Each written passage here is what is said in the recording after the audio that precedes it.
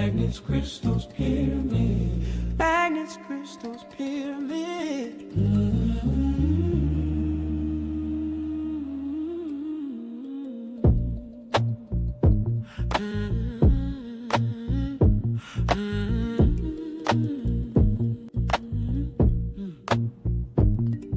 Welcome home, family, and join us for the fun. Colorful guests, people everywhere under the sun. Interesting conversations. Prayers first has begun. Invocation, manifestation, conversation then will come. Magnets, crystals, pyramids. Magnets, crystals, pyramids. Magnets, crystals, pyramids.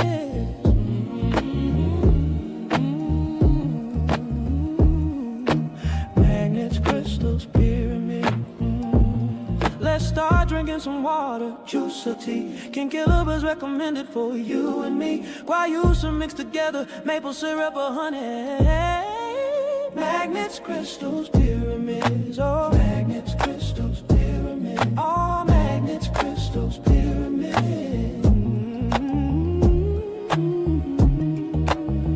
Learn from the healers, crystals, pyramids. Learn from the healers, the artists, the seers, authors and teachers, dissolving your fears. Workshops of wisdom, the circle is wide. Plant medicine whispers, the planets align. All magnets, crystals, pyramids. Oh, magnets, crystals, pyramids. Oh, magnets, crystals, pyramids. Oh,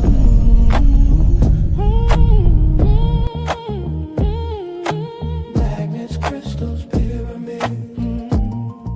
Crystals and pyramids, magnets that spin. Organ awakening the power within. Tantra and herbs, the gateways ignite. Shamanic drums calling truth into light. Magnets, crystals, pyramids. Oh, magnets, crystals, pyramids. Magnets, crystals, pyramids. Oh,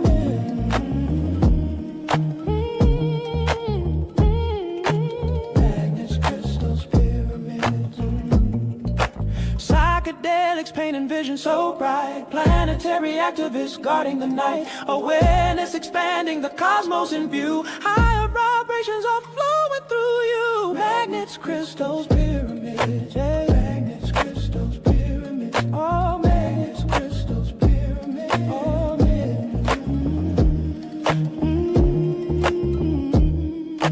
magnets, crystals, pyramids. Xenon and herbs, you'll feel much better. Drink your tea now instead of later. Stay ahead of your health. Health is always your greatest wealth. Oh, no, no. Magnets, crystals, pyramids. Hey. Magnets, crystals, pyramids. Oh, magnets, crystals, pyramids. Oh,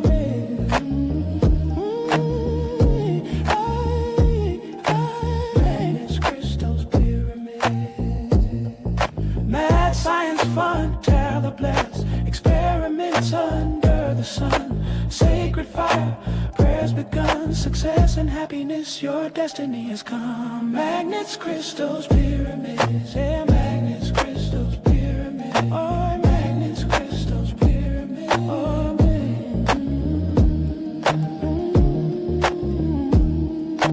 magnets, crystals, pyramids.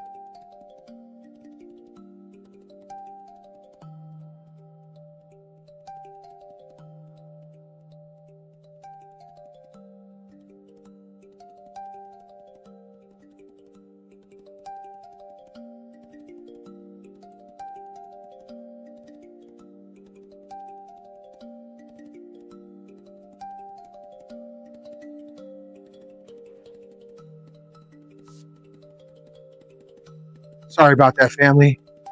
I think I had my mic off. But we're thanking and inviting. Hold on one second. Yeah, Matu, we're live right now. Send me the link. I don't have the link. Okay. We thank and invite all the ascended masters.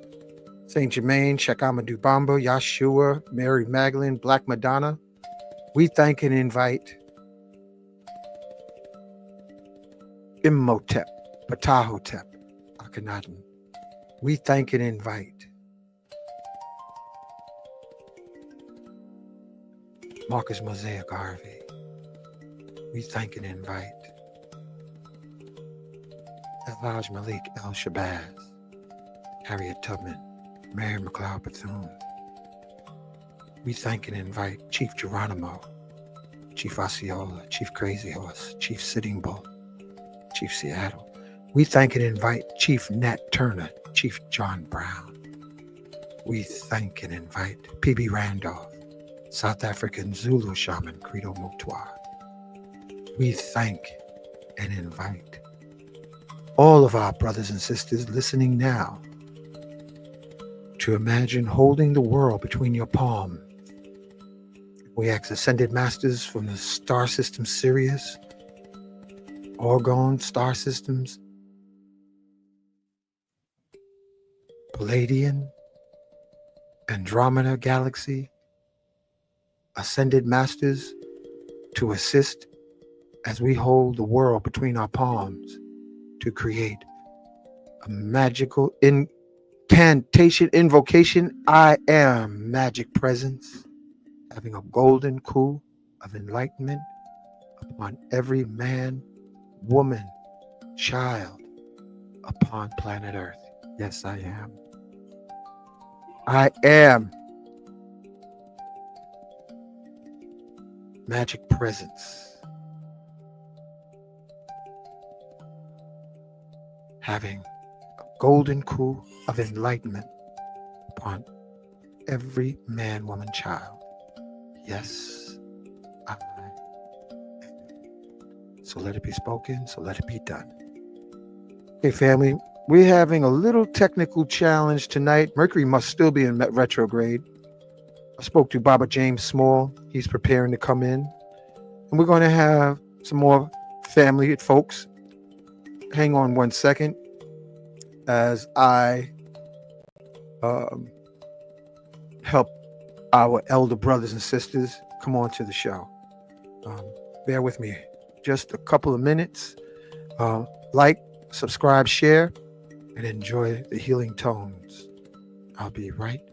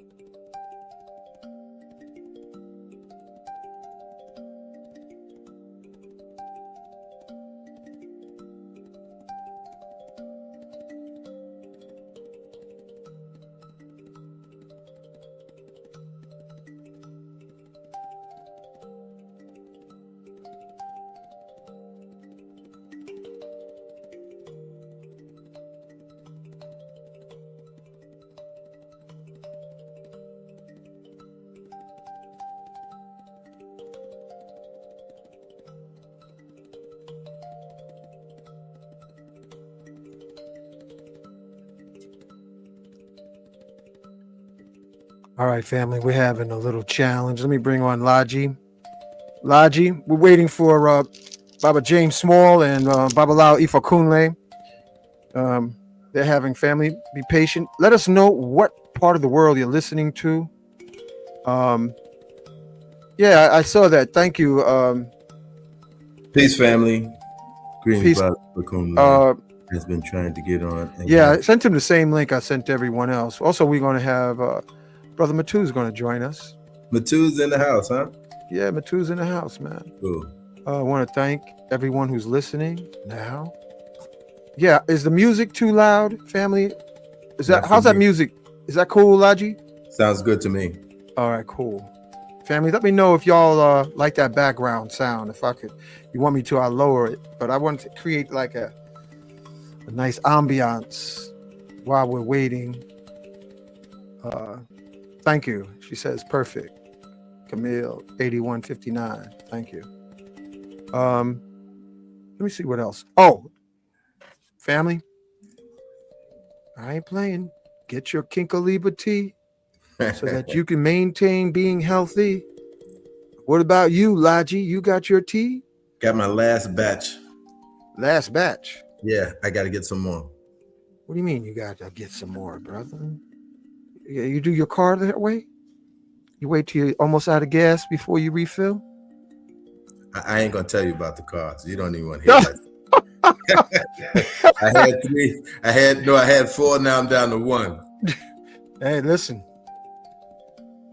Love is a mofo, bro. Yeah, it is. Yeah, it is.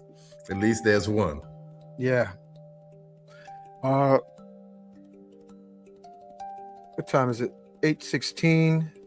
While we're waiting for Baba James Small, I had created a song for them, and I hope you can enjoy this version of music. And Lodge, you tell me if this is too much of an old Negro spiritual, because sometimes we got to embrace our acoustic memories. So I want to bring this up while we're waiting so we can hear tonight the music of our ancestors.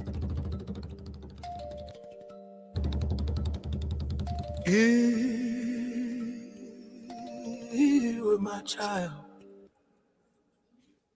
I'd carry you on my back. If you were my child, I'd carry you on my back. If you were my child, I'd carry you on my back.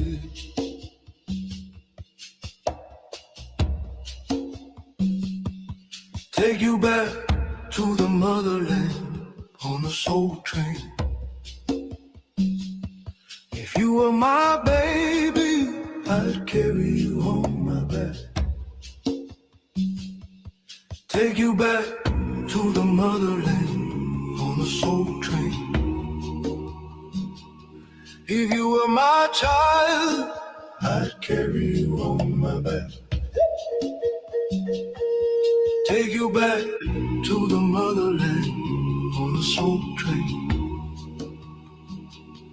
If you were my baby, I'd carry you on my back. Take you back to the motherland on a soul train. A long journey on the soul train. A long journey on the soul train. A long journey on the soul train. A long journey on the soul train. My baby on my back. That Matu? Take you back to the motherland on the soul train. If If you were my child, I'd carry you on my back.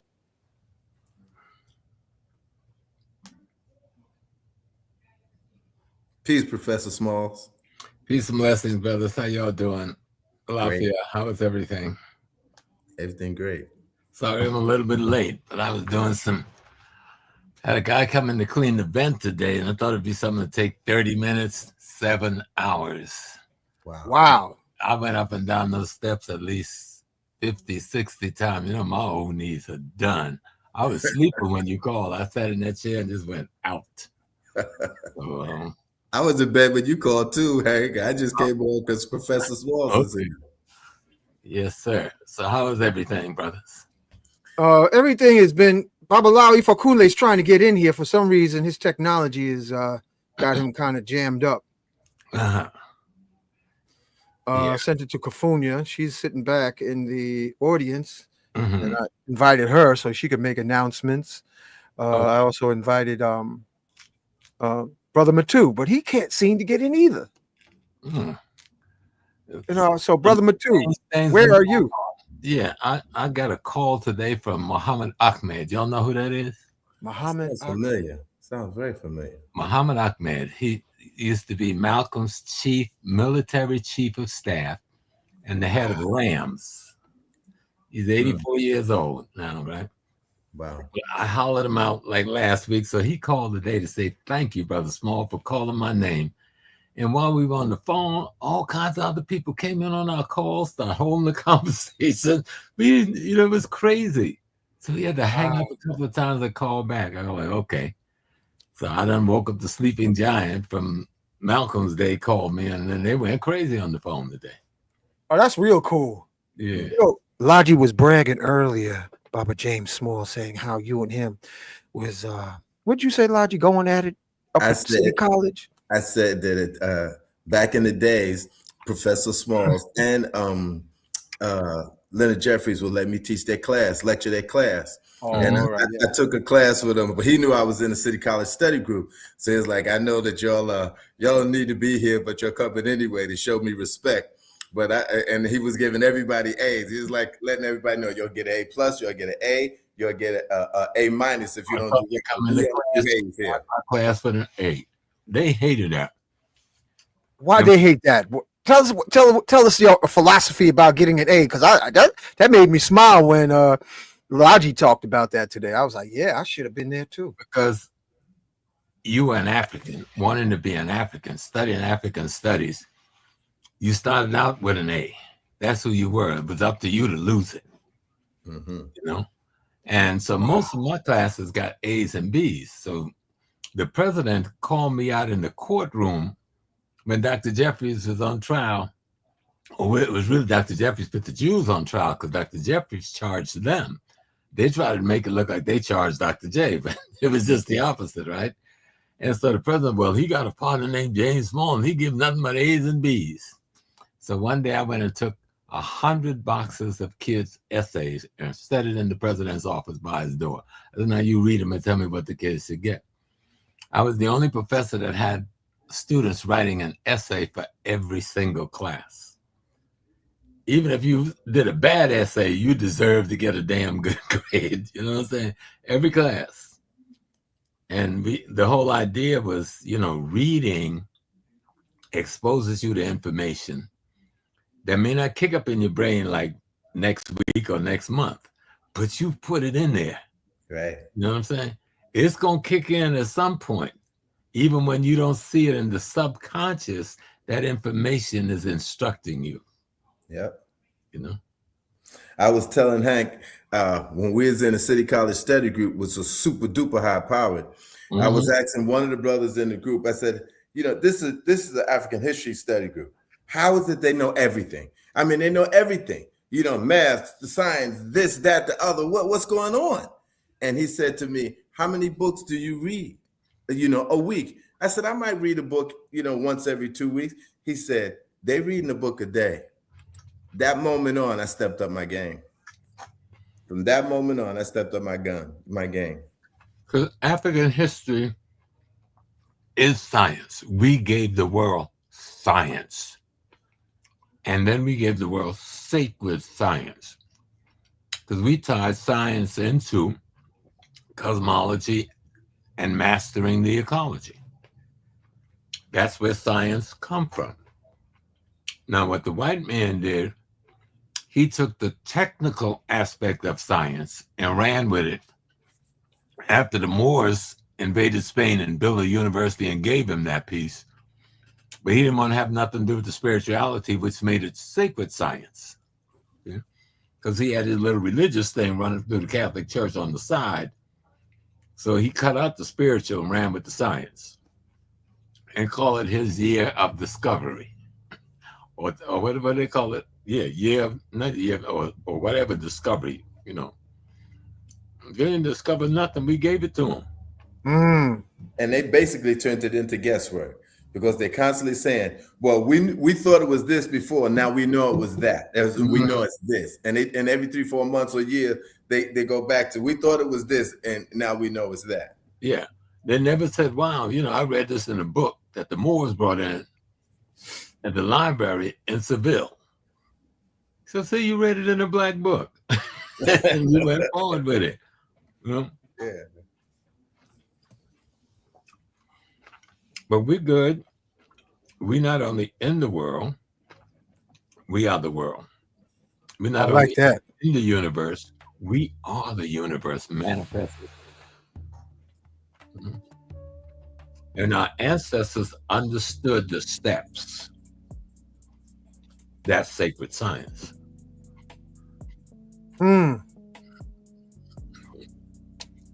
still waiting on Babalawo Ifakunle and Matu, and Kufunya is going to join us too.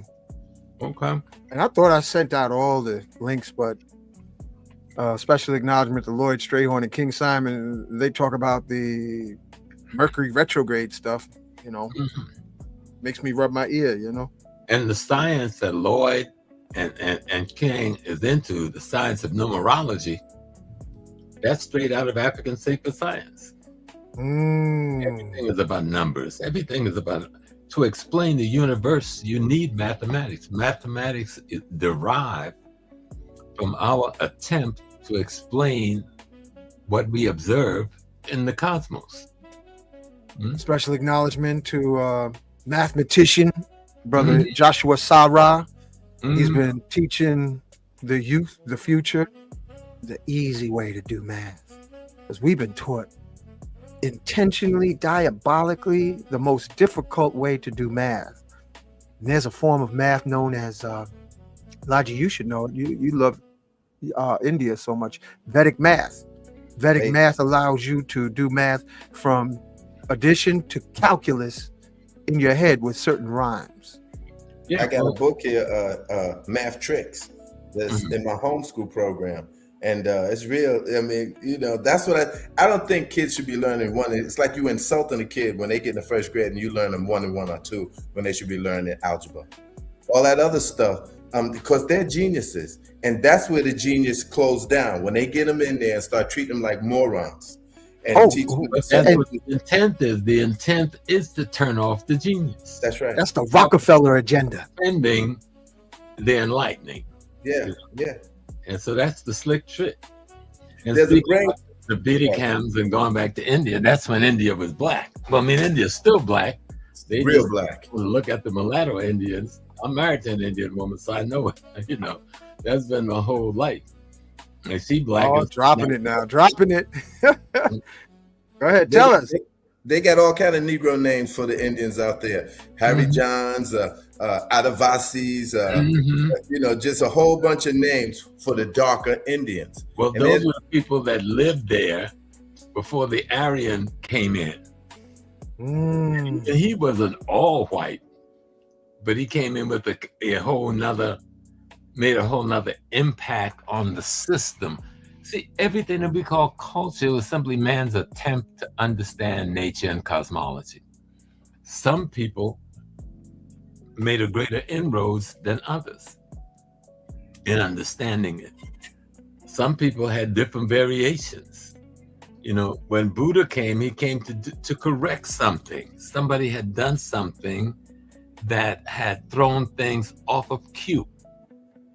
And so masters come to bring you back on the track. Same thing with Muhammad. He didn't come to start a new religion. Muhammad actually says this, and Hadith quotes him. He says, I come not to start a new religion, but to restore that which was here in the beginning. Wow. But how do we get a new religion called Islam? I don't know. Christianity was never intended to be a religion.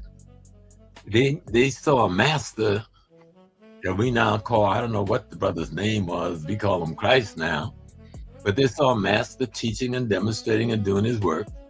After they killed the master, or thought they killed him, because they really didn't kill him, and even in the Bible they tell you he escapes, right?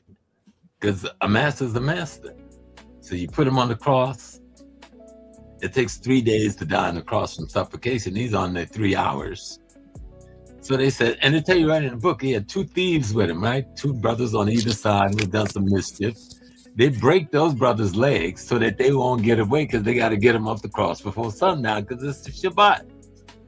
But they don't break his leg. Why? Because he intended to walk away, right? But they break it because he's the master. The fix is in, right? Then one priest told me, well, oh, small, I got you now. They stabbed him in the side with the spear. I said, and he did what? He bled blood and water. Talk to any surgeon, and I'm married to a physician, and they will tell you very clearly, when someone bleeds water and blood, it means the metabolism has been slowed down so much, the brain needs minimal oxygen. So you can stab him, he ain't gonna die. The water and the blood tell you that the brain doesn't need that much oxygen. He may appear dead, but he's not dead. There's all kinds of little stuff they missed. They probably didn't mean to leave it in, but they were too stupid not to know what they were leaving in. Wow. All right. And just some other stuff. I mean, just a simple one. Thomas says, I'm not sure that you're supposed to be dead. He didn't say, look at my spiritual hand, Tom. He said, stick your finger through the hole of physical hand, Tom. Just that alone, I said, oh, that don't sound too right, you know. But studying the literature and knowing the science and watching the masters, the ones that they were able to record. I mean, India had a lot of masters that came. Africa had multiple masters. Even over here in this hemisphere, when we go to Central South America and go back before the Columbus area, you see, just to look at the pyramids and the multiple cities that's built, you knew masters lived in this land and brought the great wisdom with them. You know, go to Cambodia, go to Hawaii, and you go, oh my God, the same science in different locations in the world means the masters of the same mystery system was all over the world. Anyway, that is what I came on the show about. Hey, listen, we flowing, brother. This is like a nightclub, barbershop vibe. We listening to the master right now. Kufunya, how are you, sister? I am super happy to be here. Thank you, Uncle Hanky, for sending me the link. You know, because I sent it to you hours ago. I know, but guess what? The link with Monique and you. But guess what?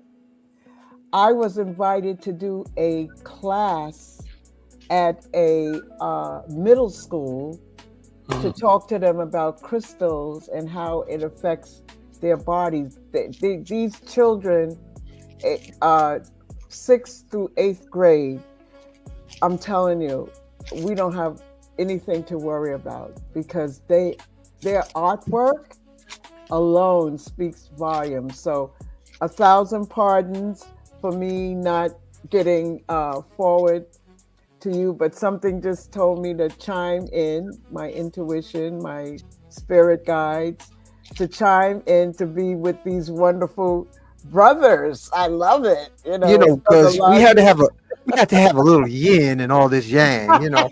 I said, I got to bring in Kufunya, you know, she'll represent. And I was like, girl, push the link I sent you, but that's all right. Now we got another yang presence. He finally figured out how to get in here. Welcome, Brother Matu. Welcome. Me too. Put your glasses on, brother. You need some reading glasses, man. We can see it. You got your face all frowned up. I wanted to say greetings to one of my favorites, Professor James Small. I love him very much. I always get emotional when I'm in the presence of greatness, because we're just, mirrors of each other. Yeah. But I'm happy that King Simon, much respect to King Simon and to Joshua and to Monique for having such wonderful guests that come through the institution of Nicholas Brooklyn, which is, for me, it's a delight to be in the presence of greatness, because I am great also. I'm not leaving myself out of the program. I'm going to cut you off because sometimes we think we are somehow different. We're really not. Yeah. We are the sun is the sun, right? Yes. It gives off light from itself. Yes. Each sun ray is the same. It's a piece of that great light. Yes. No more, no less. Yes. Our objective is to become conscious of that aspect of the light that we are. Yes. Wow. Same light from the same source. Absolutely. That's why we chose that sun and called it Ra. It was the best representative of the concept that we're involved in. We're not just sunlight. We're Mars light. We're Jupiter light. We're Milky Way light. We are from all of the things that is in the cosmos. But Selassie, that's your space. I'm gonna let you get into that later. Yeah, and I wanted to let our beautiful people know that when I did my teaching at the school this evening, I talked to them about being part of the earth, that they're not separated from earth. And I let them know that they have magnetite crystals in their brain. And the following strong, we're going to be building, but the way that they use their hands to create art, because they wanted to know about crystals. Can you imagine? They wanted to know about crystals. So this gentleman who knows me for, working with crystals and sound bowls and things like that, sound baths, contacted me and said, okay, we want you to do an introduction. And then next strong Wednesday, we're going to actually create with our wonderful hands. So I am happy to be a part of the December 13th event, where I will be bringing the sacred sounds through tuning forks, alchemy crystal bowls made of 100% crystals, and then the ancient Tibetan bowls will be in the midst. And I'm hoping to have a didge player and a drummer. So we're gonna be relifted up to remembrance of who and what we are and what we can become. And all of this division and all of this crap is just a distraction. Kufunya. Hello? Did you give the link to Jashua Sa-Ra so he can come on and say a few words? Oh, I can. Yeah, you can. do that. Yeah. I can. And do that, Matu, we can't see you. I'm looking at that beautiful artwork that he has there. And then Elijah, you met Matu before years ago, I'm sure. Yes. I'm going to send the link. Yeah, City College, but all of it. That's where we first saw Matu. City College, then First World. He would display his work. Yeah, I don't know where he went, man. I think I said something about eyeglasses, and he took off with his, and he left behind the beautiful Sphinx. And I wish I could just take off mine and hand it to him. See if these will work for you right now, my brother. I learned something from Fred Sanford have a whole drawer full of eyeglasses. Yeah, Need them. I lost 2 in the last week, and I got a third one, fourth one, fifth. I got 6 pairs. Yeah, I just was got like, 5. that's a good idea. Yeah. That's a good idea. So, what kind of goodies can folks look forward to this Saturday? Robert James Small. Well, you know, with all of the hoopla going on the internet about me and Foundational Black American, which I'm not going to address directly, but I'm going to address the spiritual unification of African people, right? We can't let nobody take us away from that. Nothing, the whole universe is about unity. All right? Right now, our planet, which is a part of, in the orbit with our great star, the sun, it is a part of the Milky Way.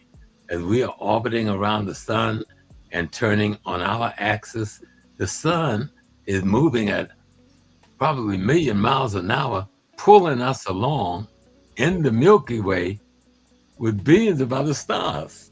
So Wow. you got to kind of stop and make sense of that reality. It is a unity. It is a symphony. You understand? A harmony. What we call Maat was the name. Maat was our attempt to explain universal balance to ourselves and to impose it as a deliberate effort to imitate cosmology and ecology. Because certainly that tree is in harmony with everything around it. You know, the roots from the big tree is bringing water to the little tree, who ain't yet got strength to get water for itself unless you water it. But if you ever notice, little trees always wrap their roots around the roots of big trees to suck the, you know what I'm saying? It's taking care of it. Like, these are my children. We can't see it because it's under the ground. But it's also loving us, right? See, give me your poisonous carbon dioxide, and I'm going to give you back some precious oxygen in this place so you don't die. Wow. That's unity. The universe demands it. It doesn't depend on it. It demands it. And the same thing goes for us when we think of ourselves in terms of little fragmented pieces we call ethnicity, clans, or tribe. All of those pieces are good. All of those pieces describe a bit of what we are, but it becomes invisible unless it has a connection with all of the rest of what you are. You know, if I took a cell out of my hand right now, one single cell, nobody will be able to see it. But I slap it back in there, you see a hand with billions of cells having an experience called unity around purpose. Right? Is that with the slap? No, the digit knock them over and tell us. We're getting the digit. Hey, So I got it. where I got I'm go because our people demands unity, and for the 20 or 30,000 that are bickering on unnecessarily or out of ignorance, out of misinformation on the internet, and because of the internet being such a new toy in terms of information immediate exchange, we kind of get caught up with the 26,000 or the 10,000 back and forth. I'm caught up with the 3 billion Africans. So you want to bring your 26,000 onto my 3 billion? Bring it on. Can you give us a basic overview of what in the world is going on, man? If it ain't one thing, it's another. And is this a covert way of causing division by somebody else? No, some of it is real. I mean, people are hurting, right? Especially the African American. We've been in almost a 300-year war against the brain of the demon. You got America, they didn't come here to steal a little bit of wealth and go back home. They came here to establish their kingdom. Yep.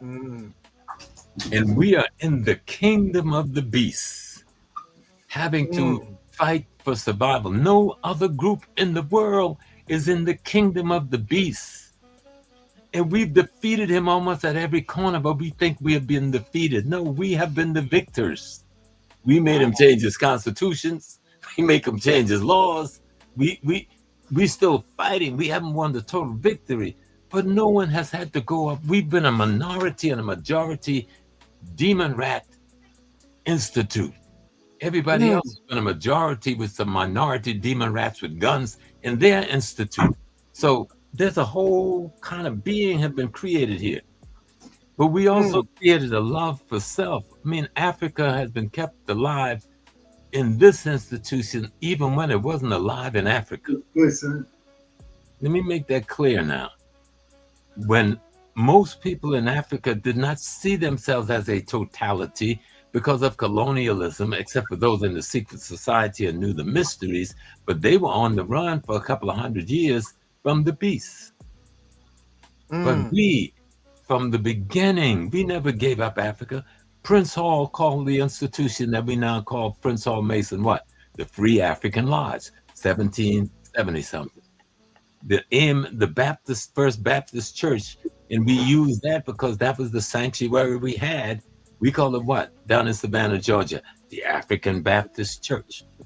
In Philadelphia, we created what? The African Methodist Church. Did we ever lose Africa?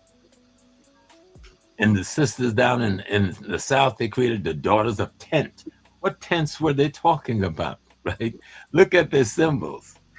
They're all wearing African dashikis and black kufis and carrying black staffs. I went to a funeral in South Carolina. I was shocked to see the Daughters of Tent that grandma was belonged to still alive. So we have never lost it. We disguised it because of the situation we found ourselves in. But the piece that you're seeing manifest is this young generation coming after our generation, feeling a lot of hurt because the brothers and sisters who are coming home from home in a recent migration, looking for economic sustenance, tend to side with our opposition than with us. Logically, that makes sense. Why would I side with poverty when I'm looking for opulence, right? I will side with opulence because they don't know the historical contradiction we've been living in. They don't understand the struggle we've been waging. They don't understand the contradiction of the relationship between us and the Europeans. In short, we expect a guy from a farm in Cameroon who gets a scholarship to a school over here, handed to him by white people. He's being taken care of by white people. He's living in an institution with white people and sometimes living in a home with white people to understand what his relationship is supposed to be to black people, especially after the State Department has told him, if you want that green card, you better not associate with the drug dealers and the killers and the thieves we call black Americans. And so now we're angry with that brother because his socialization has put him to vote for Trump. Like the two Somalian brothers said the other day, they don't understand what's happening with Trump. They voted for him. Of course they voted for him. Like most of the Latino brothers in the Midwest voted for him, and they're the first ones he's deporting because they didn't understand the contradiction. And so our brothers and sisters over here, they feel a hurt and a betrayal because they don't understand that the brothers from home don't understand. Not all. There's some who do, and there are people who choose to be traitors. There are people who choose to be collaborators, but that number is very small.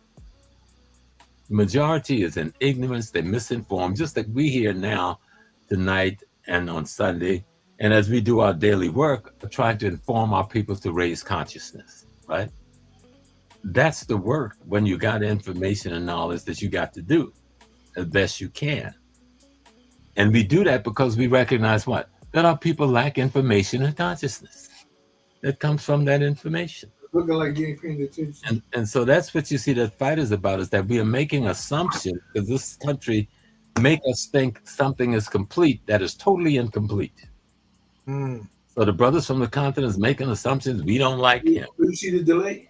Brothers and sisters from man making assumptions they don't like us because we see behavior that's based on negative socialization and on fundamental economic reality due to the lack of knowledge of self. The same thing Elijah tried to teach us when he came, and Drew Ali before him and others before them. That if you do not know yourself, if you do not know self and learn to love self, you will learn to hate self. And if you hate self, you'll hate your brother and sister who's an extension of yourself. And that's what has changed. Wow, I like the way you just said that. That was powerful. Thank you for you just snapped me out of my trance when you said that. Matu, welcome tonight. Welcome being here in Brooklyn. Welcome to being on Magnus Crystal's Pyramids. Thank you for sharing that awesome picture of the Sphinx behind you. Ah, man, I hope you got some T-shirts with that on it, man, because that looks amazing. I don't have any T-shirts, but I do have some poster prints that we will probably have available this weekend. Are we also going to talk about? Oh, before I speak, I'm sorry, Barbers, my elders. Do I have your permission to speak? Oh, absolutely. Always, Matu. You're a master in your own right. You were a master when you were a young boy. No, I'm serious. But I remember the first time I saw what emanated through. I don't even like to call it art because it's beyond art. You're right. Yep. Emanating through this brother. And I'm like, damn, it's still unexplainable. You cannot explain it except to accept the fundamental reality of spiritual as reality. Spirituality is your reality or should be your reality. And Mantu's demonstration with his art is the whole university. I've seen so many of his pieces over the years. It's like he was never born. He was always here. Yeah, so it's like studying on the Dr. Ben, Dr. Clark, Ava Van Sertimer, yourself, what's her name, Francis Chris Wilson, I saw pictures while everybody else was hearing words.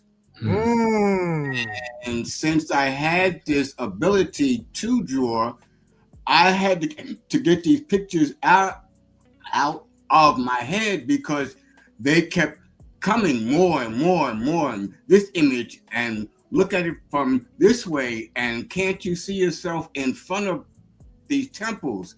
And a lot of us don't have the financial wherewithal to go to Kemet every year and just stand there. So my spirit allowed me to bring this to our people, and many people say, that looks just like my cousin. That looks just like my aunt. Wow, that looks so real, right? Because we know that one picture is worth 1,000 words. So each picture is a whole book. So you can have 10, 15 pictures and people get lost. You can see it in their face when I do a presentation. I just stand back and watch them and they go into a trance.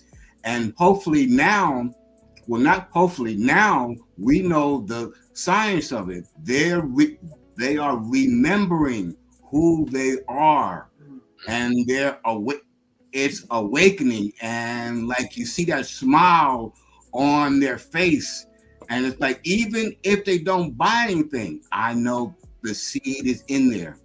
Somebody is going to flame that seed, and one day it's like, yeah, I remember these images. That's why I got into the Kemetic culture, not because of a book, but because of an image. So, Brother the Smalls, are you going to share with us where you're going to be at on Saturday? Yes, sir. We're going to be at Nicholas Bookstore, and I don't know the exact time, so I know Kufunya got all of the details. Yeah, that's 1396 Fulton. And King Simon said he's going to join us around 9. Okay. And Kufunya, what time is the event starting? Saturday? Well, to my knowledge, the doors are at 5 p.m. doors. And we should be starting the sound bowl meditation first. I would say approximately maybe 6 p.m. And then Joshua and the rest of the family will be joining before Professor blesses us with his words of transformation and remembrance. That's so poetic, Kufunya. What'd you eat for dinner tonight? But she is. No, he didn't go there. She sounds so smooth tonight, you know. Well, like- you know, I have She my drinking a moments. smoothie. I have, well, this is mushroom coffee, actually. Oh, that's what it is, huh? Okay. Matu, Baba Yes. Jane Small. Oh, 1990. Yes. That came out in 1990. That was the commemoration poster for the African Street Festival and Boys and Girls High.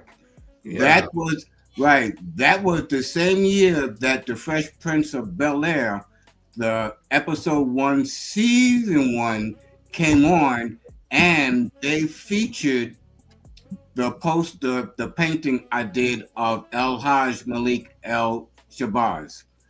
They had the Fresh Prince dancing to it. Then he jumps to it and he staples it down. They had his nephew come over and touch it again. Hank always does this. And then, wow, that's awesome. Yep. Wow. Know thyself. That was the theme for that year. No, Look like you got Teresa in there, Matu. you that- need to. Is that one of the sisters? You need to stay back. Don't even bring it up, huh? Can you guess which one is her? The middle one? Nope. So, oh, I know, I see it better now. The first one for sure. Right. The one pointing. Yep. I used to stare at Matu's art. I used to just like try to dive in it.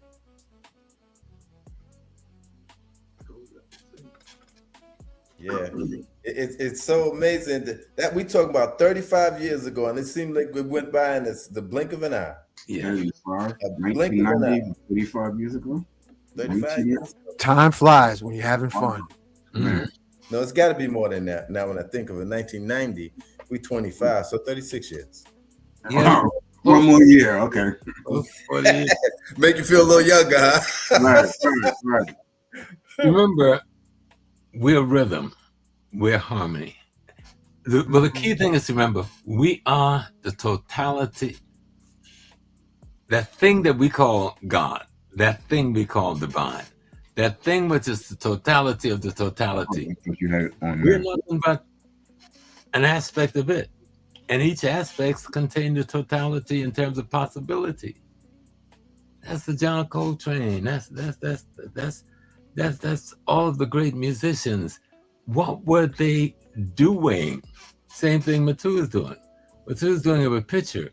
They were doing it with harmony and rhythm. Telling the same story. The story of the universe. How it came to be and how it exists as it is. You know? And our relationship to it. You know, last night I was watching Jennifer do the piece on Aretha Franklin. This first time I've seen it. Ooh. And I remember the first time I met Aretha was in 71 when I was president of the student body at City College. The last concert we did in Lewiston Stadium. Wow. Meeting her, and we standing there in the dressing room and we all trying to kick it. And all I could think of is goddess. I mean, it was almost unbelievable. Frankie, Wow. the host of the show, Frankie was the world in terms of the magic voice and giving us instructions. And watching that biography of Aretha, no film biography tells your whole story, but watching the biography of Aretha, it was the story of every African who was ever oppressed, abused, and misused in the system of oppression, right? Constantly recreating itself, trying to overcome that thing that's trying to suppress it, And so you would think of a Billie Holiday, you would think of Max, you would think of Charlie, you would think of, I remember the first time I heard Coltrane. I'm from South Carolina, so that's gospel music and blues, right? Mm-hmm. New York, and I go to IS 201 to a concert, and I had a I go, what the hell is going on? It took me a few months to understand a Coltrane and what he was saying. But then learning his story and watching the turmoil that John was going through. And then that day when I heard of Love Supreme, when he had overcome, when he had ascended into that space, right, of harmony and balance, and all of the conflict and confusion and the struggle to get out of the conflict and confusion, that was still harmony and rhythm and given an explanation, then you watch him rise up when you get that beautiful balance. And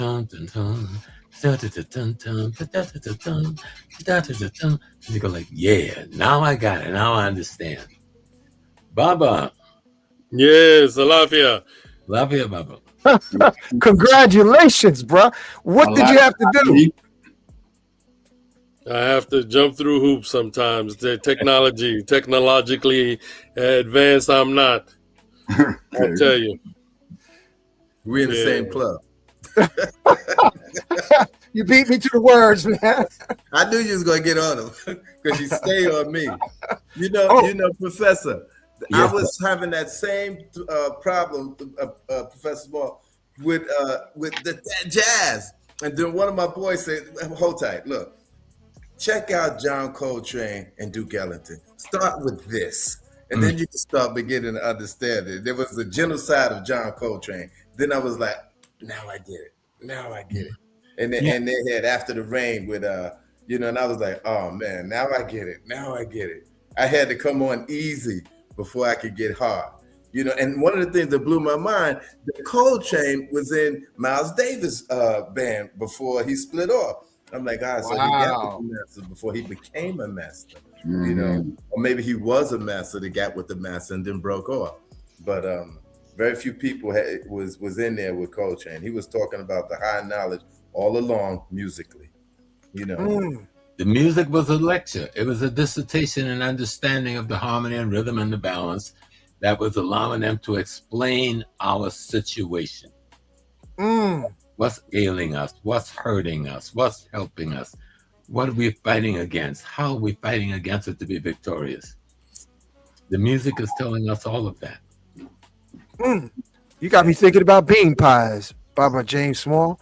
Special acknowledgement to Temple Number 7 and Brother Joe. Joe Muhammad. I just had 2. I ate a bean pie and 2 squash pies just yesterday. Oh wow! I went up there, and there was something you just said, Baba James Small, that just made me go right there to that corner where Brother Joe was sitting in the car with the bean pies outside, man. Woo! Come on, man. Don't look at me like that. Maybe John Coltrane liked bean pies too. With myself. Let me tell you something about Baba Ifakunle. I've been trying to have an oral verbal conversation, a dissertation about Orisha and spirituality with him for a couple of months now. His response have been one musical treaty after the other. He just went from dialogue to all this beautiful music. Every time I said, what happened to Baba? Another whole spirit came. He wrote Bliss, and he got that piece of himself out. And then he started recreating himself, and now this musical expression. And I goes, okay, I better pay some attention to this. It made me feel old school. Yeah, well, I gotta tell you, the combination of James Small and Baba Heru there, Hank, putting me on to Sonu, So I got a mission, and that mission was to create songs that we need. Each and everybody needs songs. We need our songs, and so we have a vibration in our hearts. Our name is our vibration. The name is, may he rest in peace. The first person that ever talked to me about what the importance of a name was Baba Heru. And Baba Heru, and I think in about maybe 81 or 82, he was talking to me about name and how the name is imprinted on. But we also have the spirit of the soul of our inner being, our own rhythm, our own rhythm, our cadence, and our way of being able to express our language through language or through whatever medium that we are. We're an artist. You paint. If you're an artist, you're a performing artist. This is how you dance. You're a dancer, singing. And so I particularly never thought of myself as necessarily a writer of music. But, you know, having AI on my side has really turned me into a beast. And I have been able to not only be able to write down the music and get out my thoughts, but then create some very, very articulate rhythms that will be able to generate the teachings that we need to reach our young people, because the vibration of young people and connecting to music is so very vital and important. And we know that there was this whole thing, if we go back to Tupac in 1991, Tupac was talking. I went to listen to a lecture that he had talked about, and they were saying that, you know, they sold out, and he's, you know, that, you know, the consciousness of the music had left, and that you know, he was being pimped out. And he said, who's pimping who? He said, it don't matter what you're doing, you're being pimped one way or another. If you're working for yourself or you're working for the man, you're being pimped in some kind of way.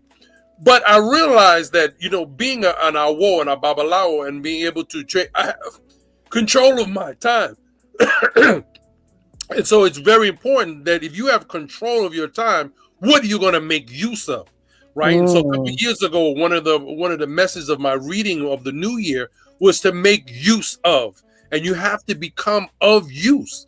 And so, again, if the youth are lost, then who lost them? And who's the responsibility of finding those ones who are lost? So it is our importance of creating enough song, rhythms, energy. And if we can't get to them, we got to reach them the way they know how to be reached, through the music. And so, you know, that was the mission. I talked to Baba Smalls, and he said, you know, yeah, we need songs. And I said, okay, let me go. That's my mission. So I'm on the mission. And that's what I've been doing, writing songs. And I write every single day because it's that important, and that's so important to get the message. And all I want to do is get an inspiration. And if I think of something and I'm inspired by it, and I made a wonderful New York, Harlem song that I'm actually going to have it recorded within the next couple weeks. I'm going to record it. I'm going to produce it and get it out, because really it's going to be teaching the history not only about Malcolm, it's going to be teaching about the, you know, some of the rhythms that I use inside the song comes directly out of the monologue of the autobiography of Malcolm X, where he says, Harlem is a mad sunburst, prettiest place on the universe, has a rhythm and a beat of its own. You know, it's bigger, better, and blacker than Disney World. It's a mad sunburst, prettiest place on the universe. And so I start out the song using that, you know, as an introduction to talking about, you know, Miles Davis, to talking about, you know, Langston Hughes, to talking about Ella Fitzgerald, to whoever we're going to talk. We have to teach them. And the only way we can teach them is by reaching them. And teach them the history takes away the mysteries. Absolutely. Well said. Well said, Baba Cuz. And I got to build on that, because our music was hijacked by the record companies and guided into becoming acoustically destitute, acoustic self-hate. I mean, I'm going to put a song. I'm putting this out there because we have some of our folks are like really spooky when it comes to tapping into AI. We just had Baba Phil Valentine on. He says AI is already obsolete. Artificial intelligence is obsolete. The cutting edge that the military deal with is called synthetic intelligence. So let me just drop this. Listen up, y'all. Parting clouds I see, blue sky is now calling me. In my square room, I feel trapped inside. In my square room, my thoughts don't rise. Gotta go outside, feel the sky. I can breathe and feel free. Put my feet in the dirt. reconnect with me. I'm going outside where I feel free, so I can breathe and reconnect with me. Oh, look. That means we got Motown in our pocket. All Oh yeah, right. we are rhythm. We are Yes. harmony. Facts. You remember the days when Dr. King and them? There was one incident. They were in this church in Alabama, and the Klan was out on the street. They said, "You Negroes better not come out here and do that march tonight." And for about 2 hours, they sang, "Ain't gonna let nobody turn me around." And then they sang, "Oh, I'll be a slave, I'll be buried in my grave," and go. And they sang. And when they walked out of the door, the Klan stood back. Because what they had done with the music was to create a vortex of spiritual power and ancestors that made them stand back. And they did their march. And that wasn't just one occasion. That was multiple occasions. That's why they went to the church. That's why they sang for hours before they hit the streets. Word, sound, power. You know, when they hit the streets, all the ancestors had their back.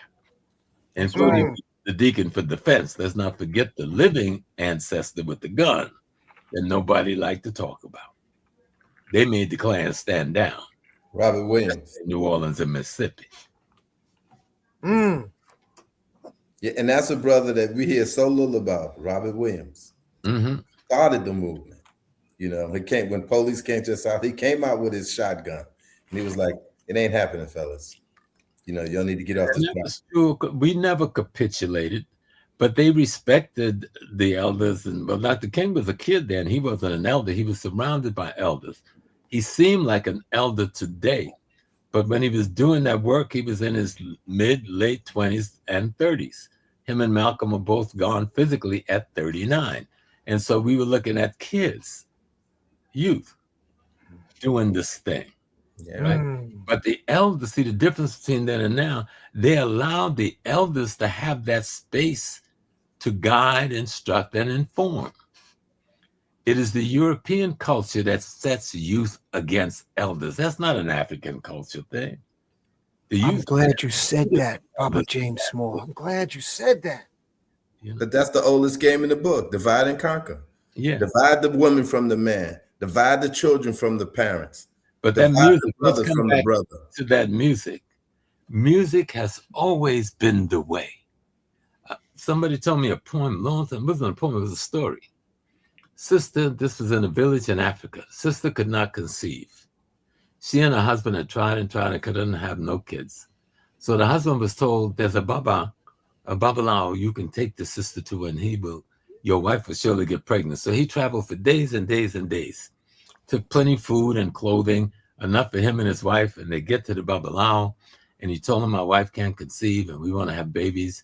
And he thought he was going to hang out. Baba said, no, you take your food and you go back home. I will call you when she's ready.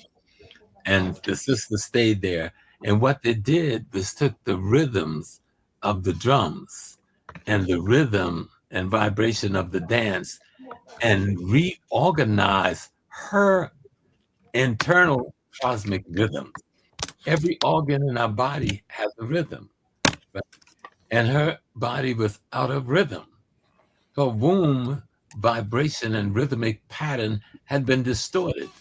And now what the priest did was through the rhythm of the drums and the dance and the music was to restore her womb's rhythmic pattern. And when he felt she was ready, he sent for the husband, who then journeyed back to get his wife. And they said they had multiple children and enjoyed a very beautiful life.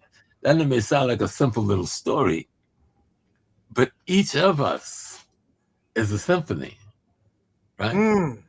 Not just every organ in our body has its own pattern. Every darn cell in our body. You know what I'm saying? And when we are out of harmony, out of rhythm, unhealthy, spiritually, we get sick with stuff. And we live disharmonious lives. And we can't enjoy this beauty called living. and sharing. Like when the brothers were coming after me on this with this FBA thing last week, I just got on there and tell them, I don't care what y'all say, I love y'all. Okay, I love you. I love you, Tariq. I love you, brothers. If I did something wrong, I made a misstep, beat me up, keep it moving, but I love you still. You know, James Small, that's deep, because there was a beautiful sister came through here today. I want to give a special acknowledgement. Happy birthday to all the Sagittarians. Happy birthday, Tijuana. She's 1212. She's a eclectic artist in the community. Want to acknowledge you, sis.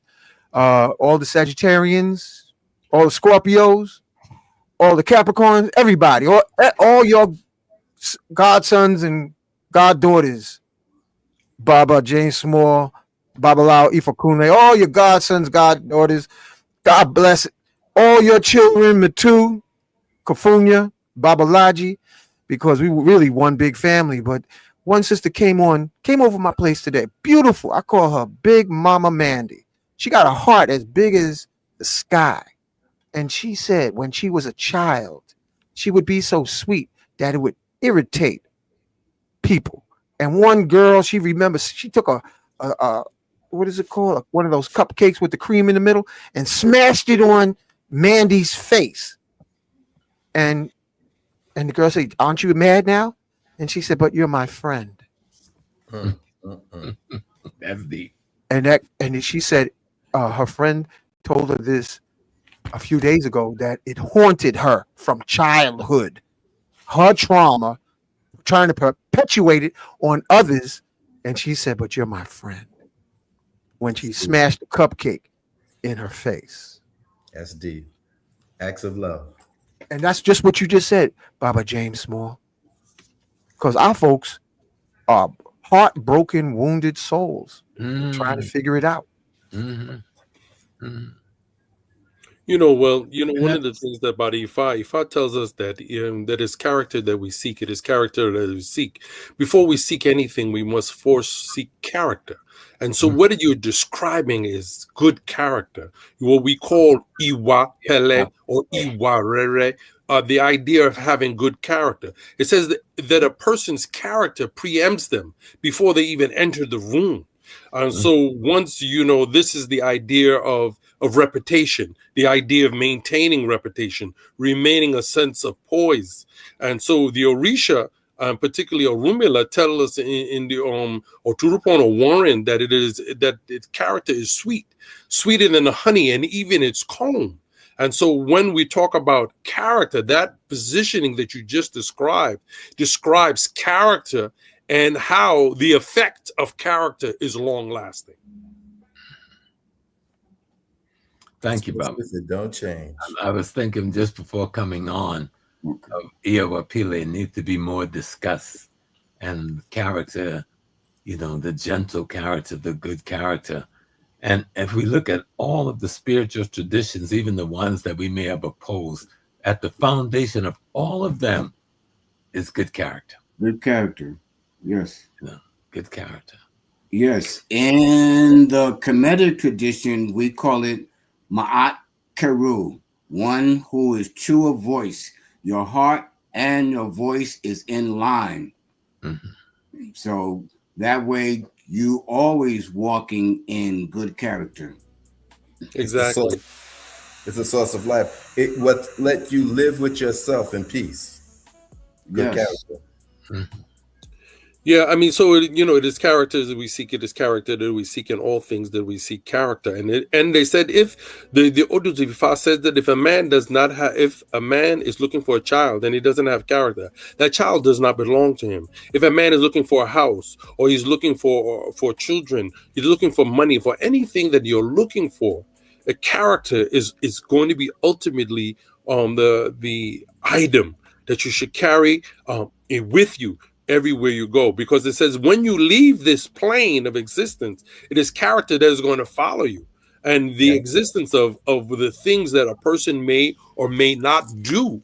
Oftentimes, we don't realize how not only important character is, but also what we decide to do it affects us. And so that's exactly what that young lady, it's a brilliant story that you just gave, Heru, as a brilliant description of what character can do and how the effects of character can be long lasting, and what it ends up happening, the lesson that it then becomes, this idea of, turning the other cheek and all of this kind of thing, it can be, misconstrued as being passive or being without merit.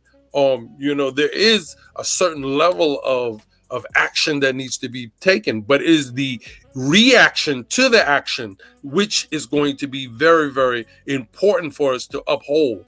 And so when we study our African spiritual systems, whether it be the Metta Natura or whether it would be the Bhagavad Gita, is it going to be any of the holy books that are out there, or we're going to study the oral traditions of Ifa and all the African traditions which are based orally, the oral traditions are going to point to those things that occurred and the reoccurrence of simultaneous time from the past into the present.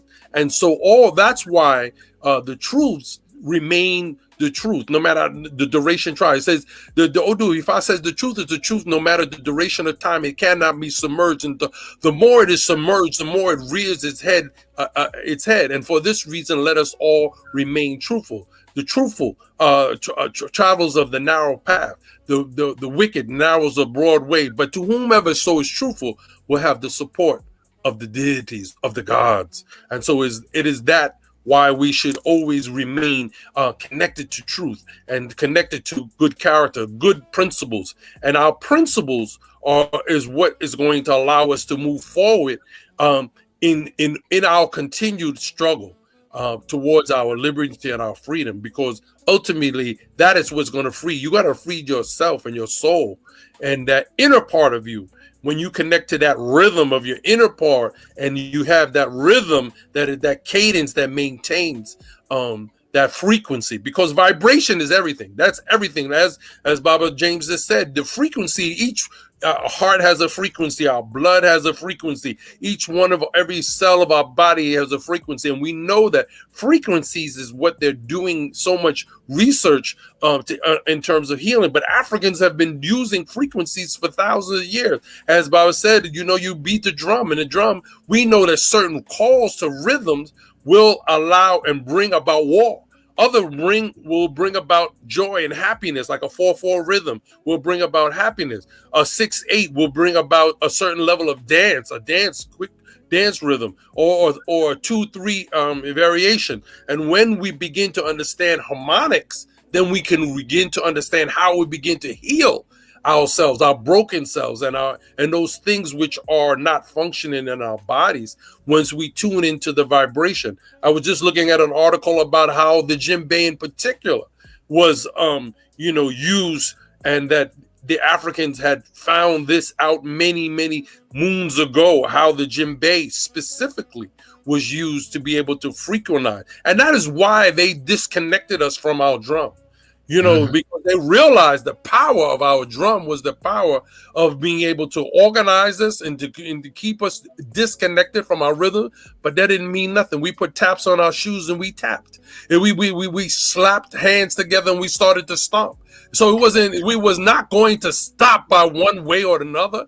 It was the rhythm that was inside of us so innately that we begin to pull out those things. So that's why the tap is so very important. That's why hand clapping is so important. That's why foot stamping it. And then with my godsons and my godchildren, they know that I'll say, look, we don't have no rhythm. We start making and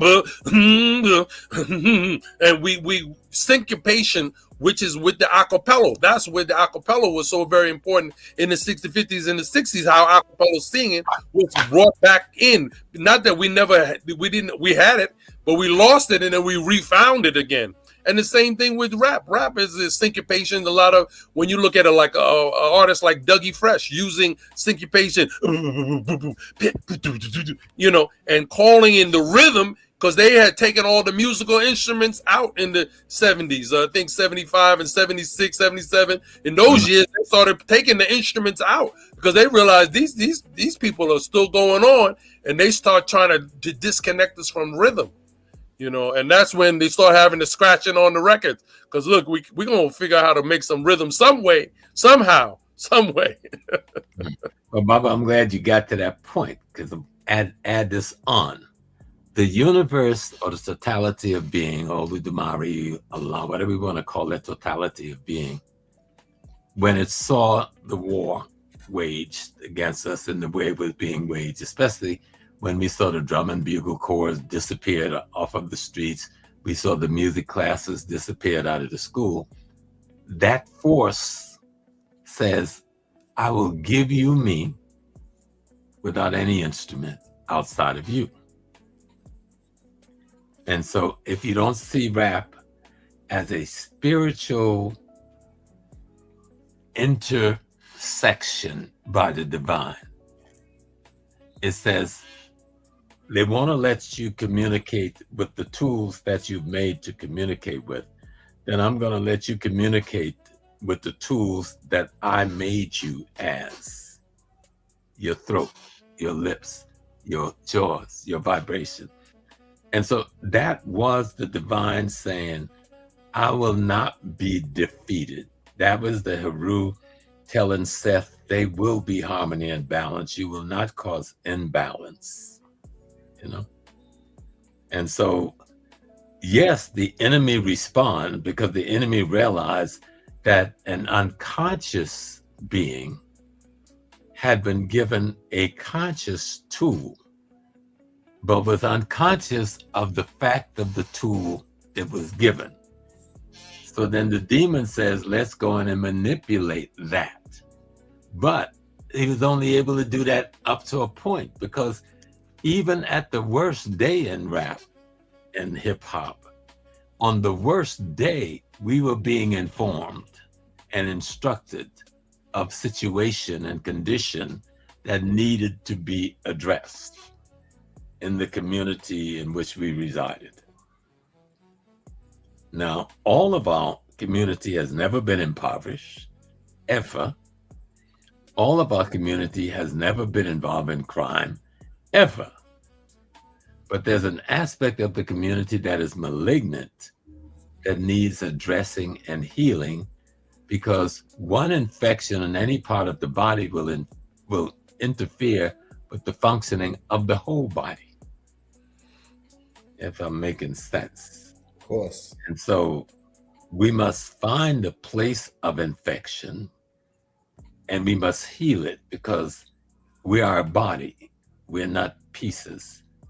The pieces appear to be pieces, but we're one organism, all 6 of us here.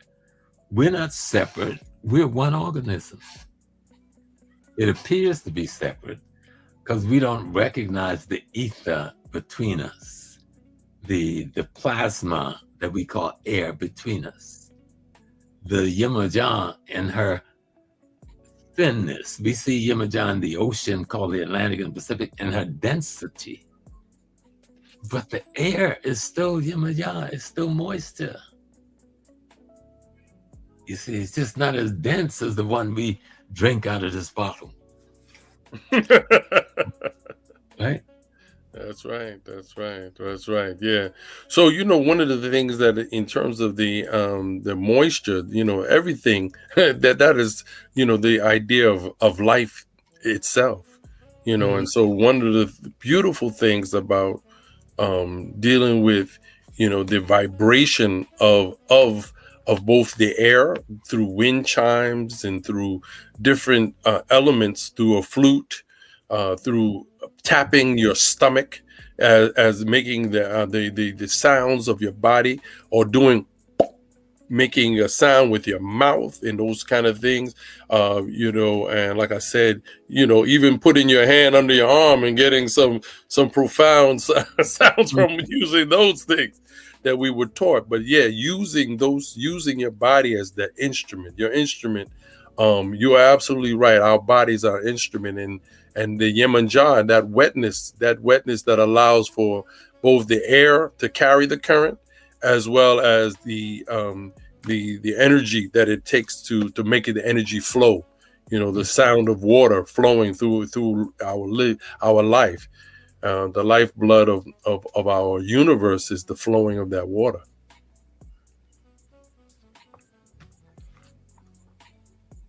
There's something that I think, well, it's been hidden history, but they took out bells, and these bells from the Moors after the reset. They just got 40. Sister Yana sent me a picture and an article on the bells that they took away from the Moors in the earlier part when they took over this land. And these bells had a great significance. And that's why they just, like 45,000 bells, all different shapes. And when they were playing those bells, it's like it strengthened the whole nervous system of the Moors as they was battling the Europeans coming over here. And it wasn't just Europeans, because they didn't take over. The Europeans just weren't that advanced to take over who they took over here. And it was other entities. And they wasn't from other worlds. They were here, and they're still here. They're behind the scenes. And they got rid of all the bells. And these bells support us. Yeah, so that's a very, very interesting point that you're making, particularly since the bells, in terms of the cutting through what we call cutting edge, and of course, again, we're talking about high science in terms of science, using the bells to be able to be in sync with the drum rhythm, right? So the drum rhythm, of course, helped to keep the timing of the marching, of course, the heart rhythm, and to keep the, because again, like the drum, like a djembe, was always known to be a war drum. So a lot of times, people have this sense of, you play one drum, you play a drum, and each drum, particularly in terms of Yoruba cosmology, it talks about a drum that, and also not only what the drum is made of or what it's from. In the Oturupon Ogunda, it talks about how Orunmila went, and things on earth weren't going well, and when he ended up doing, he went up. And he had a divination, and because the things wasn't going well, and he was told to go, and he had and to sacrifice a goat, a she goat in particular, and the skin of the she goat was to be placed on top of a log, which was the creation of the first drum. And because of the unhappiness or the untimely things that were going on in the universe, on the planet Earth.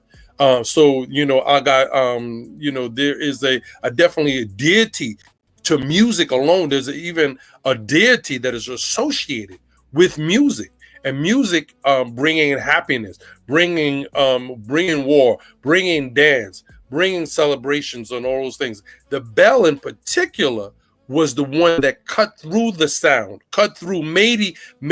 making the sound being able to cut and call into the depths of the universe, because of the reverberation of sound that went on and on and on into the cosmos.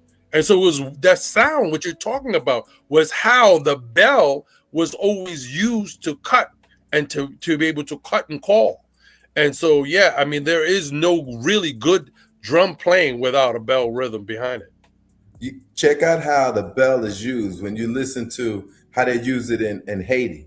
Once that bell comes in, once that bell is like everything, your whole conscience go bang right to that bell. The bell is a powerful, powerful instrument. And the powers that be, the masters of the Illuminati, so to say, without getting too deep, is they decide, look, it's making them too powerful. That melanin and that bell is, we can't have them together. We gotta get rid of the bells. And super duper powerful. And this was Morris technology. When they came over here and they flipped the script over here, they got rid of all the bells. And what's so deep is they have pictures.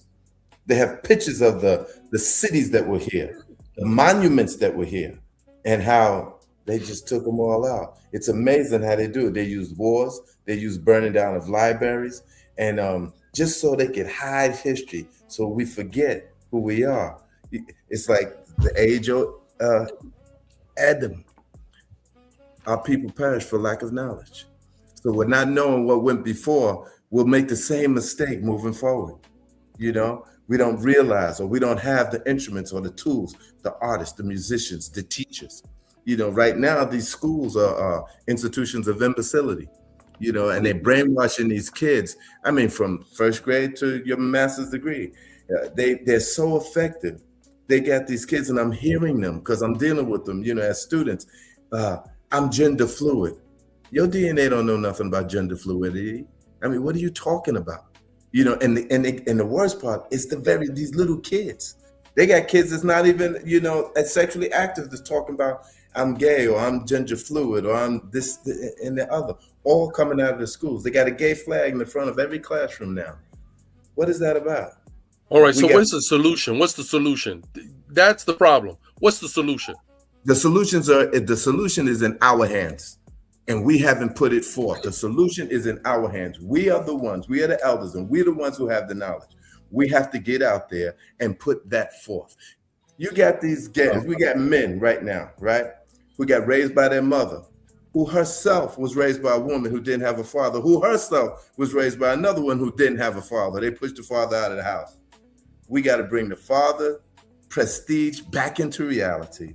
We got to keep our families together, especially while there's kids in the house until they leave, if we can't bear it, because of the tyranny that we're getting from our women. That's programmed. It's actually as programmed as it was in Rwanda. For them, yeah, but we gotta get more remedies, because we heard the same complaints over and over again. We have to deal with more remedies. Something. We are the remedy. We, you, me, us. We are the remedy. We have to acoustically stay focused on the remedy instead of repetitiously complaining about the malady. We're not complaining. We're talking about what is the remedy. But we've heard about the malady. We need remedy. And I appreciate what you said, Babalawo Ifakunle. Focus. We got to get focused. The remedy is very simple. It's always been simple. We've allowed our enemy to put us in a complexity. None of us is going to get through the next 3 days without eating some food and drinking some water. In the middle of this winter, for those of us who live in the Northeast, we need some shelter and we need some clothing. Now, if you think you can lead any revolution, cause any change, have any spiritual tradition without being in command of how you get your food, clothing, shelter, safety, and security, then you don't have an understanding of the way. That means you've got to, and I'm just repeating Malcolm X, even if sometimes Malcolm weren't sure of what he was saying, but the spirit was using him. We must be in control of economic, politics, and culture and spirituality where we live. Whether where we live, meaning on the block, in the building, in the family, right? Economic, politics, and culture nestled in our spirituality. We must be in control of it, and we must be clear about what it is. And I know sometimes I watch a lot of confusion. Someone says, I'm a Yoruba. Somebody says, I'm an Amor. Somebody says, I'm a Hebrew. And everybody started arguing that I am the I am. None of it is the I am. All of them is different locations on different occasions at a different time in history, trying to know the I am. The I am, the body of knowledge by which this universe works. That's all the Moors was talking about. That's all the Yorubas is talking about. That's all the Hebrew was grasping at. That's what the Christian was grasping at. That's what the Muslims are grasping at. The Muslims took over the body of knowledge they found in Kemet and took it to the world and put their label on it. Al this and Al that. That body of knowledge is not going to change for nobody. The brothers and sisters in North Africa who moved, and a lot of us never asked, why did we go into Spain? We were chasing somebody. Who were we chasing out of North Africa? We were chasing the Romans back across the Mediterranean, and we were chasing the Visigoths Germans back across the strait that became the what do we call it, named after the general, Tariq, out of our land where they had occupied our space. And so when they defeated us militarily Most of us left Europe. Some was enslaved in the West. Some had come to but the people we call today the Senegalese, the Malians, they're the same people who the white man called the Moors. I don't see any literature where we called ourselves that. You know, we call ourselves oh God, the name of the oldest word we knew for those who live in that region is not any of the Berber names. It was it'll come. One of the elders taught me years ago. And so we are the same elements with different labels at different times in history, trying to bring into being that same, there's only one body of knowledge. I mean, the universe don't change its laws. It doesn't change its rules. We're trying to explain those rules to ourselves to stay in harmony with the rest of ourselves. You know, there's only one thing, you know, and that thing, whether we call it cosmology, ecology, environment, outer space, or whatever, it works by a certain rule. There's a certain, we call those rules when we interpret them laws or divine laws or whatever, but it doesn't matter what period of time. The period of time when our brothers and sisters in the Northern African sector was called Moors, or the period of time when we were called Yorubas. A lot of people think Yoruba is confined to Nigeria. Yoruba is one of the biggest ethnic groups in West Africa. Then Nigeria didn't exist when Yoruba began. Akans, Ghana didn't exist when Akan began. These are ethnic nation, and the Yoruba ethnic nation and the Akan ethnic nation is 99% genetically the same people. The Moorish ethnic nation and the Yoruba ethnic nation is 99% of the same genetic cluster. But the cultural concepts and ideas and tools that we had to use at those particular times in history to try to get back to the Iyawa period, to try to get back to the Ma'at. We confuse the tools we use at that time with our identity. I am God. I am the universe. That is my identity. I am the totality of the totality, having this expression called James Small, and I had another way of expressing it.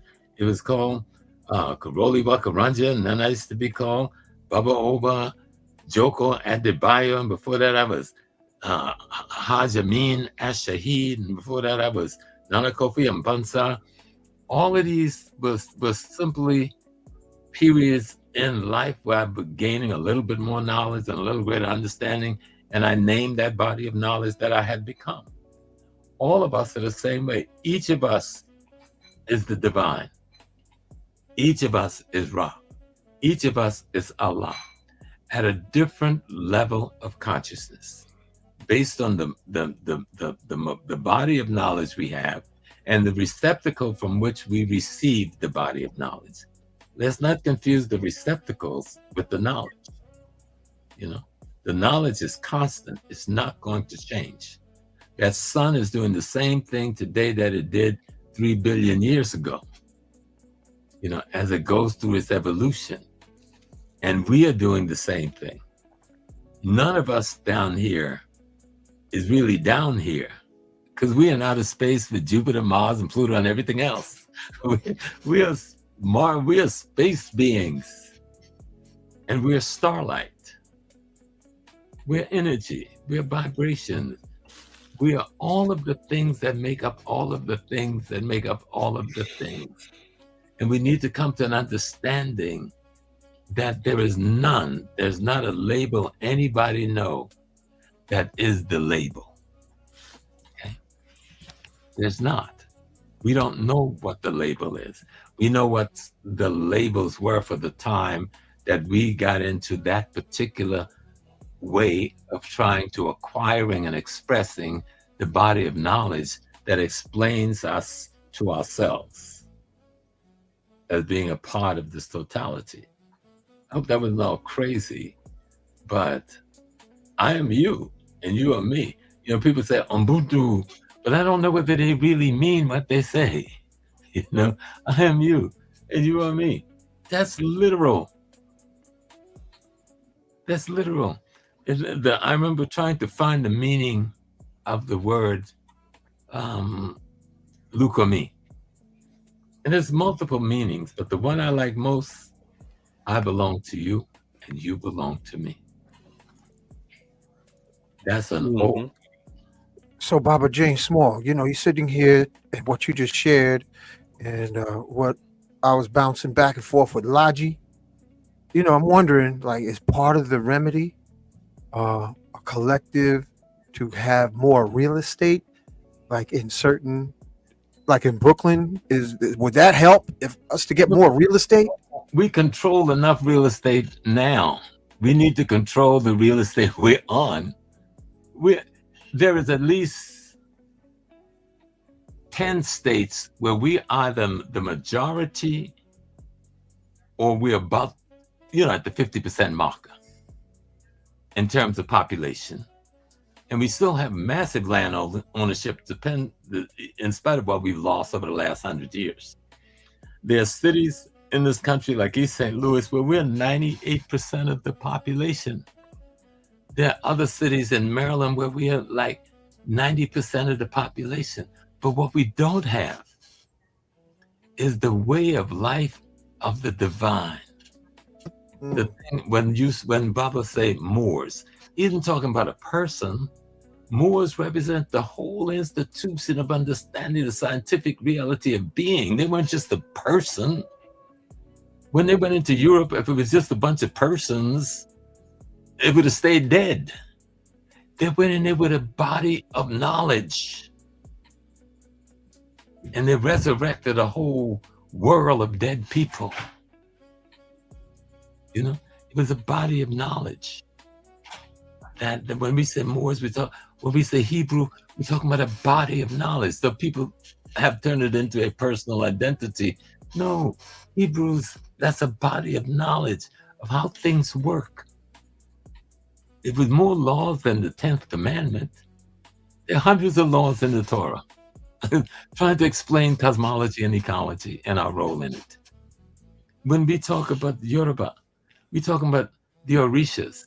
The other day, I had a reading because I had to look at all of this stuff going on, Bob, and I couldn't find you. So, I go, Omi. And I said, Omi, what's going on? And the Orisha said to me, you see me wearing white? Because the Batala says, okay, I want to see you in more white. All right?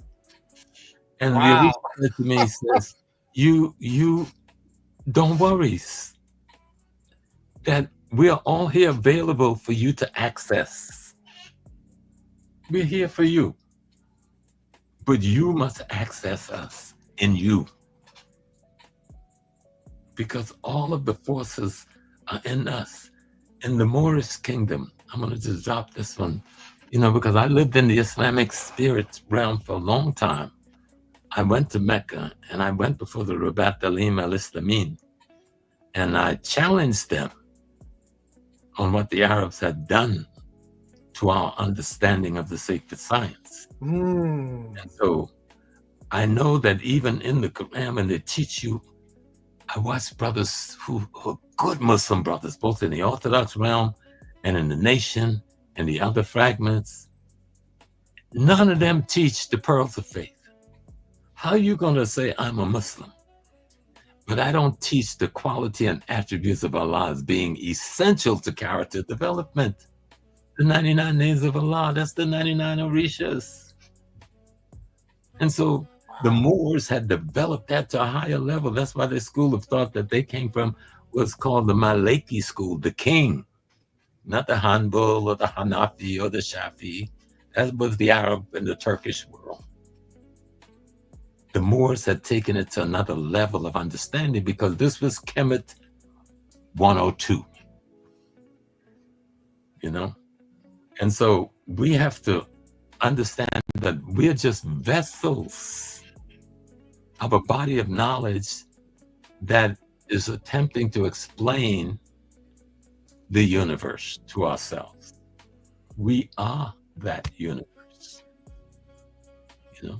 In the last, none of my end of this, in the last 2 months since I came back from Kemet and Ghana, I've experienced and had one the day before yesterday.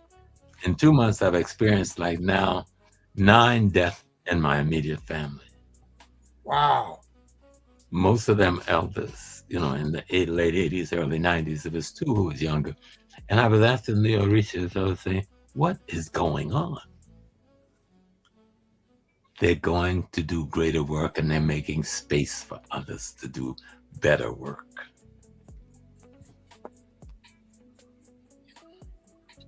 So all of us here, we are the same being,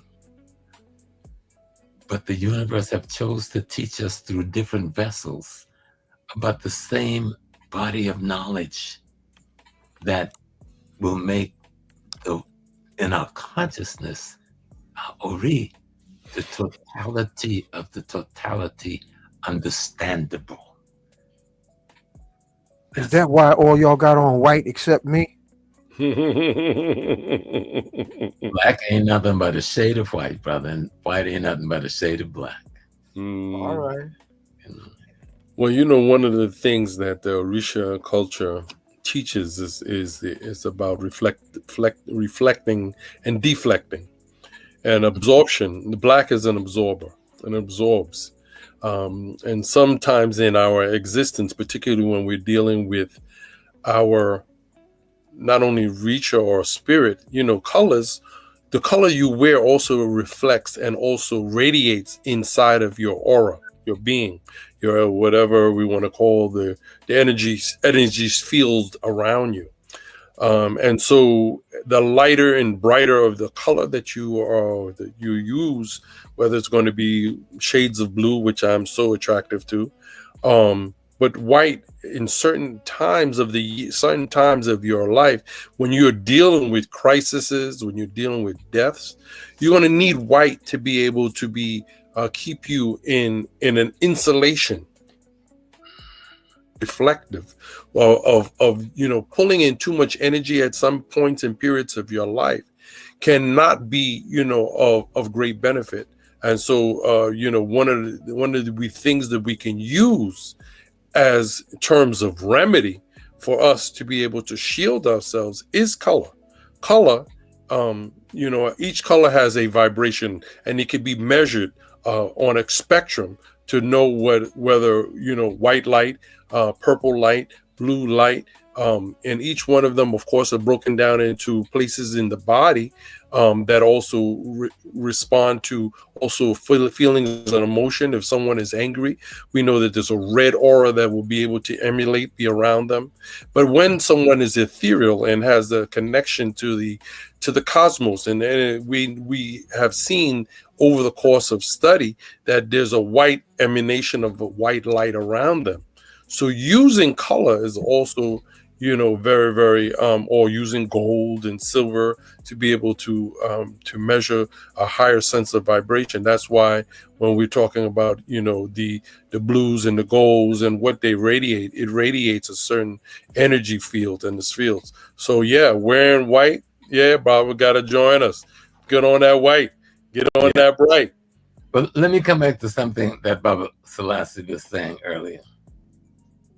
When the Europeans arrived here and began to attack the institution of Morris sacred science, it is because the body of knowledge we shared with them in Europe, they also learned our weaknesses. You understand? Mm-hmm. But they learned our weaknesses in Iberia and in France and the places we had gone. So when they got here and saw us here in this space, and remember, we weren't just in North America, we're in Central America, we're in South America, we're in the Caribbean islands. The people we're calling the Moors is everywhere, because that is a body of knowledge. We built all those pyramids. There's so much friggin' pyramids over here, it blows your mind. We built all those cities, all these institutions, but we didn't just build it to be stacking bricks. We were creating institutional construct that connect us to everything else that exists. And he came to dismantle that because he can't reach the apex of that. And he saw that when we were in Spain. He saw that when we were in France. And when he came here, he was, oh my God, we thought we left them back there. They're here. What did we do? They then began to study what that relationship they had that caused us to have a Grenada. in 1490 and 92. And they began to use that body of knowledge to pick us apart. But they can never defeat us. We're undefeatable. To defeat us is to say the universe stops. It will never stop. We have to be conscious of the fact that they cannot defeat us. They can only cause imbalance and disharmony. But in imbalance and disharmony, we can't grow. You understand what I'm saying? So we must bring back the harmony and the balance through the body of knowledge that the ancestors have left us. And it really doesn't matter I used to be so anti-Christian and so anti-Muslim after I left the mosque that I realized all of those institutions had a usefulness. They all had a usefulness. They all had a purposeful body of information. All of us have angels, and all of us are angels. If we just take the Christian thing and says, like, I have a secret name. Why would the divine give me a secret name? Because you would think people would know your name, right? No, but I'm supposed to know Yashagadesh. I'm supposed to know that name and what it means. All of us have them because we are the same one thing. We simply have the body of knowledge of the one thing from a different time in history, from a different aspect of, different kinds of social development when that body of knowledge had to be brought through. In the Islamic world, the body of knowledge was brought through in a certain way by the Moorish population. In ancient Kemet, that body of knowledge was brought through by the Nubian population. In ancient, the kingdoms of the place we now call Benin, I'm talking about the ancient Benin city, I'm talking about Benin, Yoruba land, that body of knowledge came through in a certain way. But it's the same body of knowledge. It's the same mathematics. It's the same science. And that's what the unity thing is about. We've got to come into the room wearing all of our different cloaks. Yep. But understand that under the cloak is the same body of knowledge. That's what he's afraid of us understanding. If we can walk in the room and say shalom, shalom, and walk in the room and say salam alaikum, and walk in the room and say lafia, and all know we mean the same thing, he in trouble. Okay, he in trouble. But when we think that all of those mean different things, he sit back and relax. I'd like to ask a question. Has anybody here ever heard of a brother named Jake Simmons? Simmons? Jake Simmons. That's the key to us getting out of the situation we're in. He was the richest black man in the world. In the world. What about The Smoky Gods by Olaf Jensen? Have anybody heard of this guy? Yes. Now, we all heard of Adolf Hitler. Everything we learned about him was a lie. He started the Fourth Reich in South Pole. Everything we heard about him was a lie. That's our key, to have a breakaway civilization. If we get united enough and send out agents where we can get land in different places that they're not in control and build a powerful unit of people, that's our way out. That's our way in. That's our way back to take ourselves, to take our control of ourselves. And of course, to take control of ourselves means to attain the Christ consciousness, to attain that I am presence. Well, that's what Garvey was doing, right? So, I mean, we're not talking about anything new under the sun. And Right. so, Garvey was, when we go back and we want to talk about coming into Islam or the Nation of Islam or anything, that when we start having the introduction of really wanting to take control of our community, the Nation of Islam, as well as the 8pmEST Nation, and all, they were teaching and they were bringing us together. right? And so really it was about establishing a place, establishing land, going back to Africa, building businesses, and so and this is why they wanted to destroy Black Wall Street. This is why they wanted the different places where they were going and destroying those things that were we were establishing. And so it's not like anything new. This is what the white man does, or our enemy is doing. He breaks down what we build up, and again and again. And so we have right now we have had in the Oyotunji village, our king was assassinated, and and it was the same kind of thing, where people were like, oh, what are we going to do? What are we going to do? We're going to do what we've been doing. We're going to pick up our pieces. We're going to pick up our and continue to build. It is nothing new that they have assassinated our leaders or leadership, and when things start to go in. So hearing about some of these past people who were the richest people in the world, and but where's their wealth now, and where is their wealth of knowledge? Who is carrying on? And so the idea of legacy, right? And so this is the importance of leaving a legacy, and establishing trust, or having a trust, so that you can do the proper transfer of wealth from yourself to your children, and teaching them, having economic based meetings in your family, because the household does not run without finances being, or the stimulation of current or currency of some form of energy and force and work that has to be able to maintain. So we have trust is one of the solutions that we need to establish trust in our families. We need to have family meetings.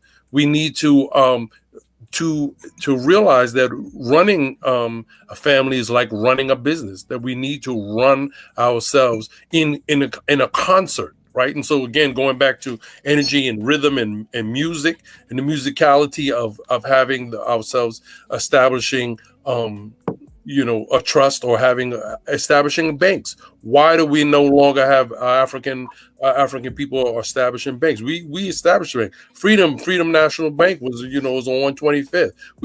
I think we had at one point banks in six. I think there was 6 banks that in the course of the 1990s, there were African banks that were just wiped out, all of a sudden went under bankruptcy and things like that. And so the establishment of money, and what is money, what is the fiat currency, and what is that? We already are wealthy. The wealth is our life. That's what Baba James is really, the wealth of us as a people is our life. Our life is our wealth, that we are alive. Even in that alone is showing a certain level of wealth. Right. And so the spirituality that we maintain, in which the Europeans are having difficulty trying to establish or right and connect, or they will never be able to connect to, is really our wealth. So our spiritual vibration, our God-given right, the idea of having being the right to have to freedom, to be able to roam the world, to travel freely, and to be able to express yourself freely, and to speak, and to be able to speak things into being. It comes in back to our family, establishing our families, establishing, family reunions, and the purpose of having reunion, having people to know one another. One of the things that we need to do is to be able to see where you come from. Who are you? And when you begin to realize who you are, you realize how much family you have out there, and that each one of you are so well connected to someone else. This idea of what we talk about, someone is only, 6 degrees of separation. But in our community, we have 1 and 2 degrees, if a degree of separation, because we are so integrated. And so we need to talk about the integration of our family. And so that's exactly what Baba James was talking about, how, you are me and I am you, right? And that we are here, only 6 of us, but it is 6 family members that are talking. And we are here talking within our family to try to get our family together. But what do we need to do? This is important. Talk is important, but action is more important, right? So the establishment of building houses, of building communities, building temples, whether they're Moorish temples, whether they're Masonic temples, whatever the temple is going to be establishment of a building of a rock upon a rock, and being able to have a strong foundation where faith and establishing business interests, where we have clothing lines, or where we're able to fly. We don't have, one of the most proudest parts of Jamaica when it was able to be freed, when they freed, the quote unquote freed, but when they were had that the emancipation of Jamaica, they established Jamaica Airways, right? And that was one of the things that they have in Airways. There was Nigerian Airways, and we had the idea that we can establish Nigerian Airways no longer existed. Yet Nigeria is probably one of the wealthiest, or it is in terms of just the oil reserves, right? And so we have a country that most of us here in who are connected to West Africa, we have some form of Nigerian blood, or all the connection to West Africa, in which great levels of wealth can be obtained, and we don't have an airport, or we don't have airlines that we can go and call our own. So how are we going to travel internationally? How are we going to build and establish things like that, where we don't have a linker, we don't have a weapon systems that we're going to deal with against China? But what we have is our spirituality and our spiritual systems and our spiritual technological systems, which is our intergalactic weaponry. And that is where people need to understand about incantations and vocal, and using the voice to be able to harmonize yourself into using your vibration. But that has to be taught to all your family. Everyone has to be integrated in having common knowledge, and being able to be of use, using this common knowledge and making it of use. Yeah. Thank you, Baba. Oh, and we are actually saying the same thing from different spaces. Yeah. Yeah. The land, we got a whole continent of Africa, but right here in North America, see, North America, just like the continent of Africa, only belongs to who possesses it. It only belongs to who possesses it. Because when the different ones of us came here, we didn't just come here like 100 years ago, or 500 years ago, or 1,000 years ago. As far back as we can see, it's nearly 1 million years we were here in North America. But we were in Africa for millions and millions of years before that. We were in Asia for millions and millions of years before that. We were in Southeast Asia for millions and millions of years before that.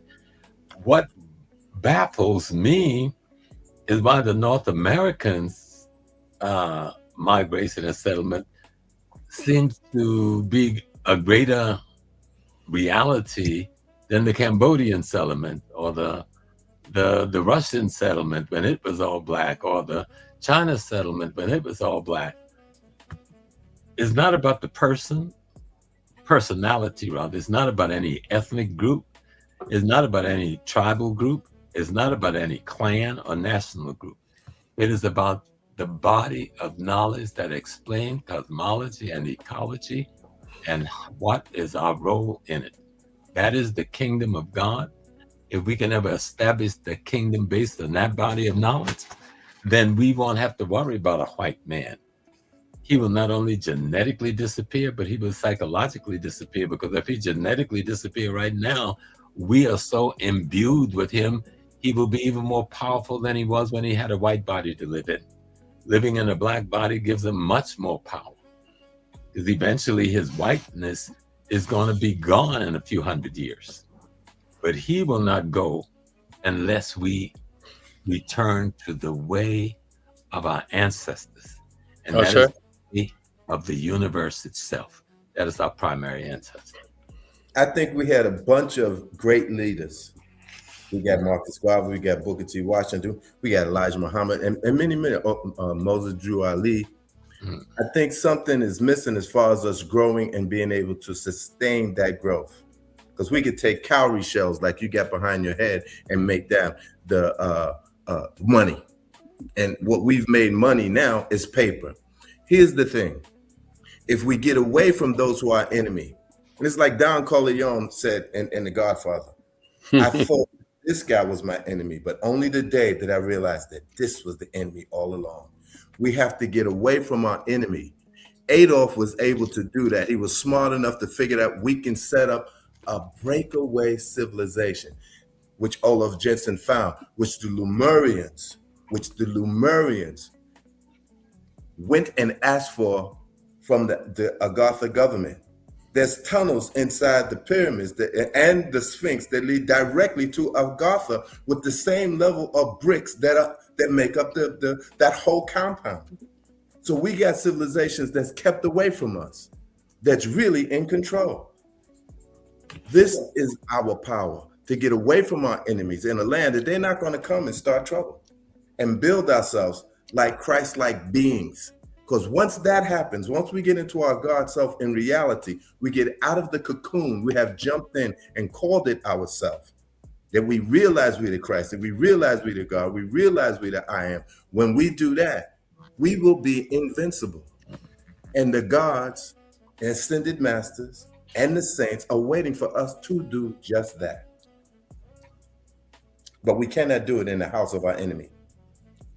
I want to acknowledge King Simon. Welcome to the show, brother.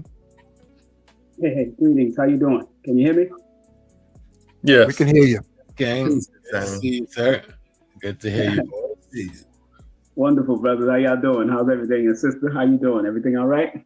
We're waiting for you to drop the science of information on what's supposed to happen on Saturday, date, time, space, and arrangements, So okay. I thought I got the flyer. Did you have the flyer on? It's all in your head. On Kufunya? Yeah, I have the flyer, but I sent it to him. He was supposed to show it. So I don't know what he did. Oh, the flyer was the show promo. See, you violated one of the most fundamental laws of nature. I ask you to I know you threw the ball. I know you threw the ball from the court. I got the ball. Yes, sir. Here's the body of knowledge concerning Saturday.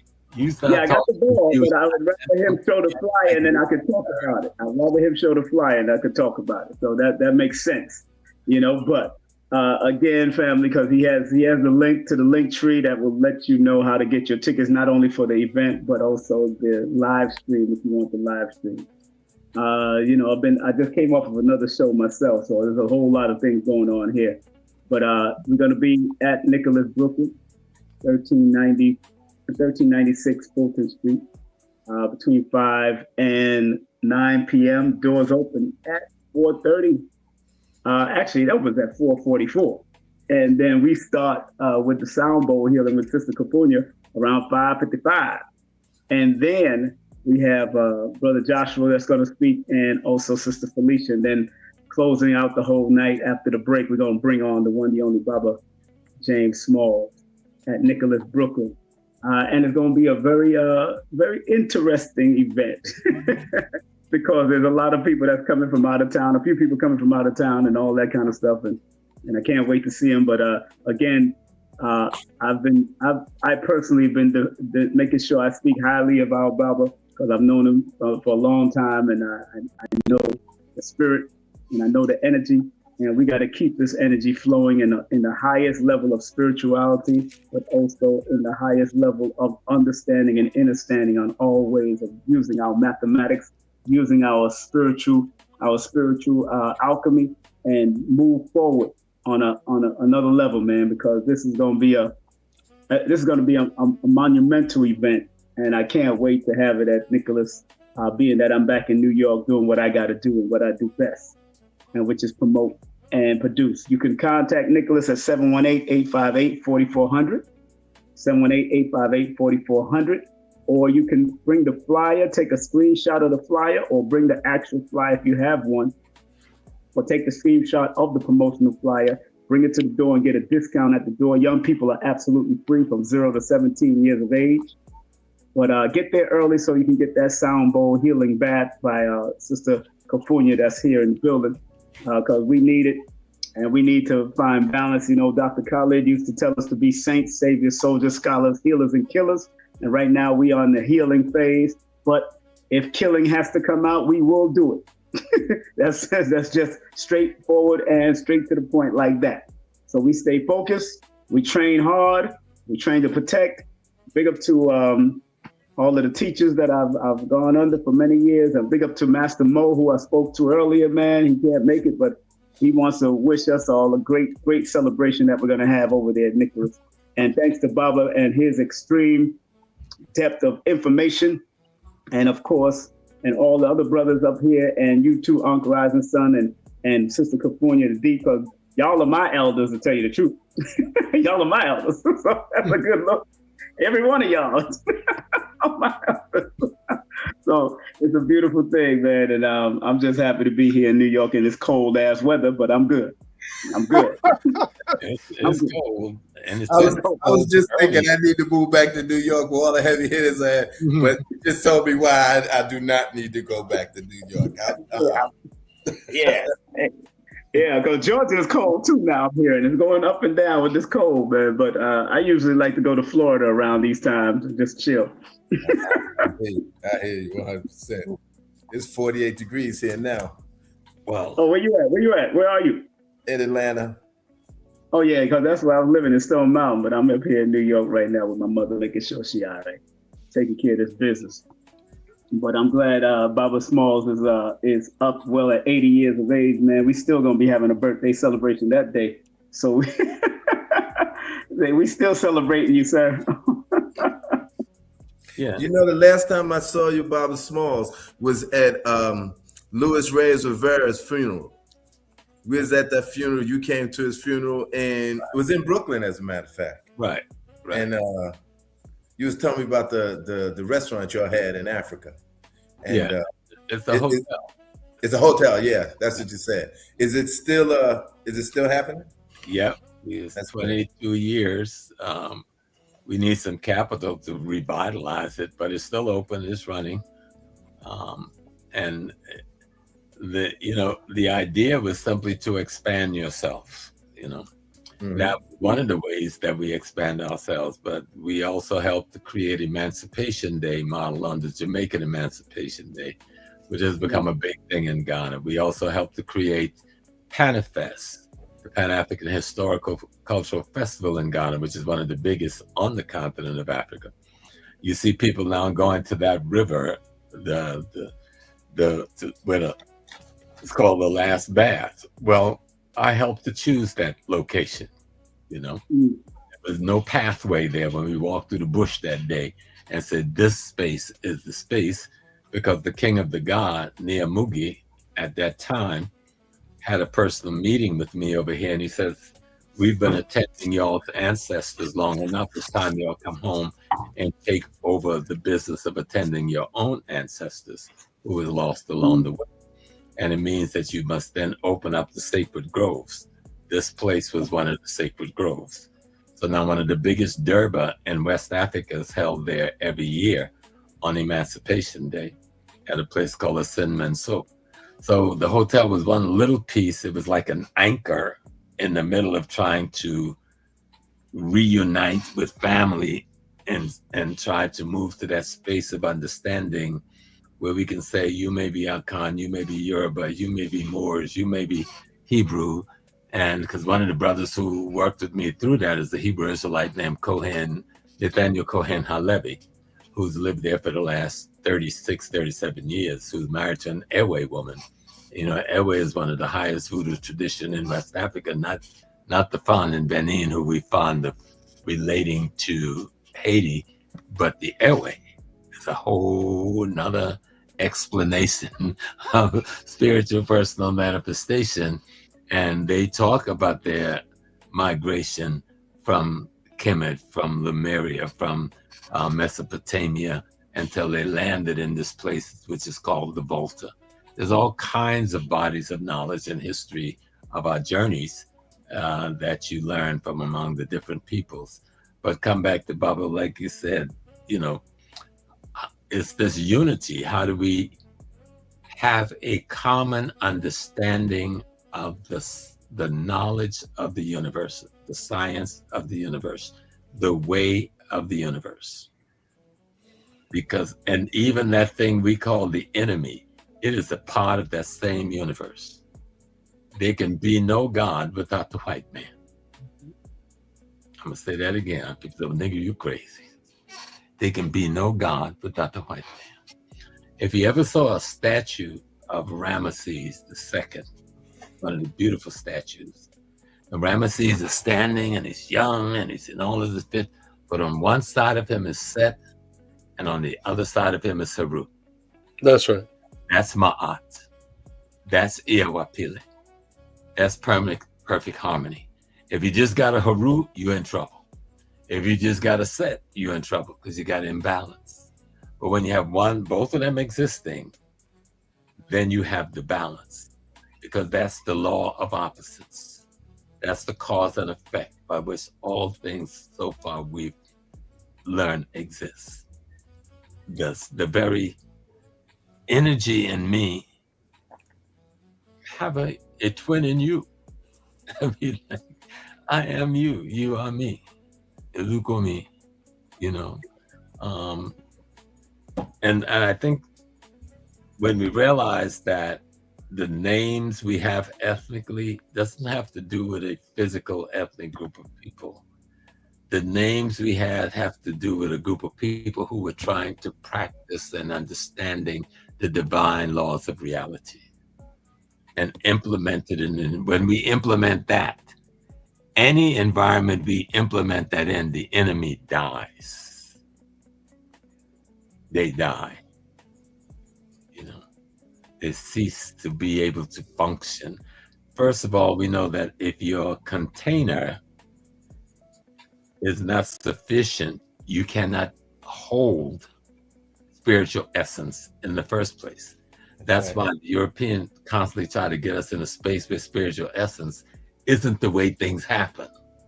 He calls it intellect.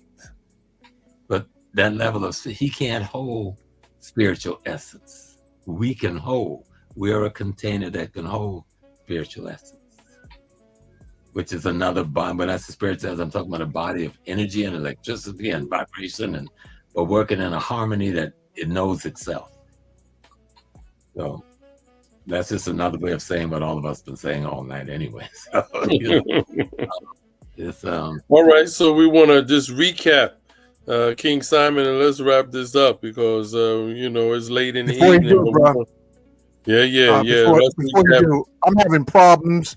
King Simon had problems coming on the show tonight. Babalawo Ifakunle had problems coming on the show tonight.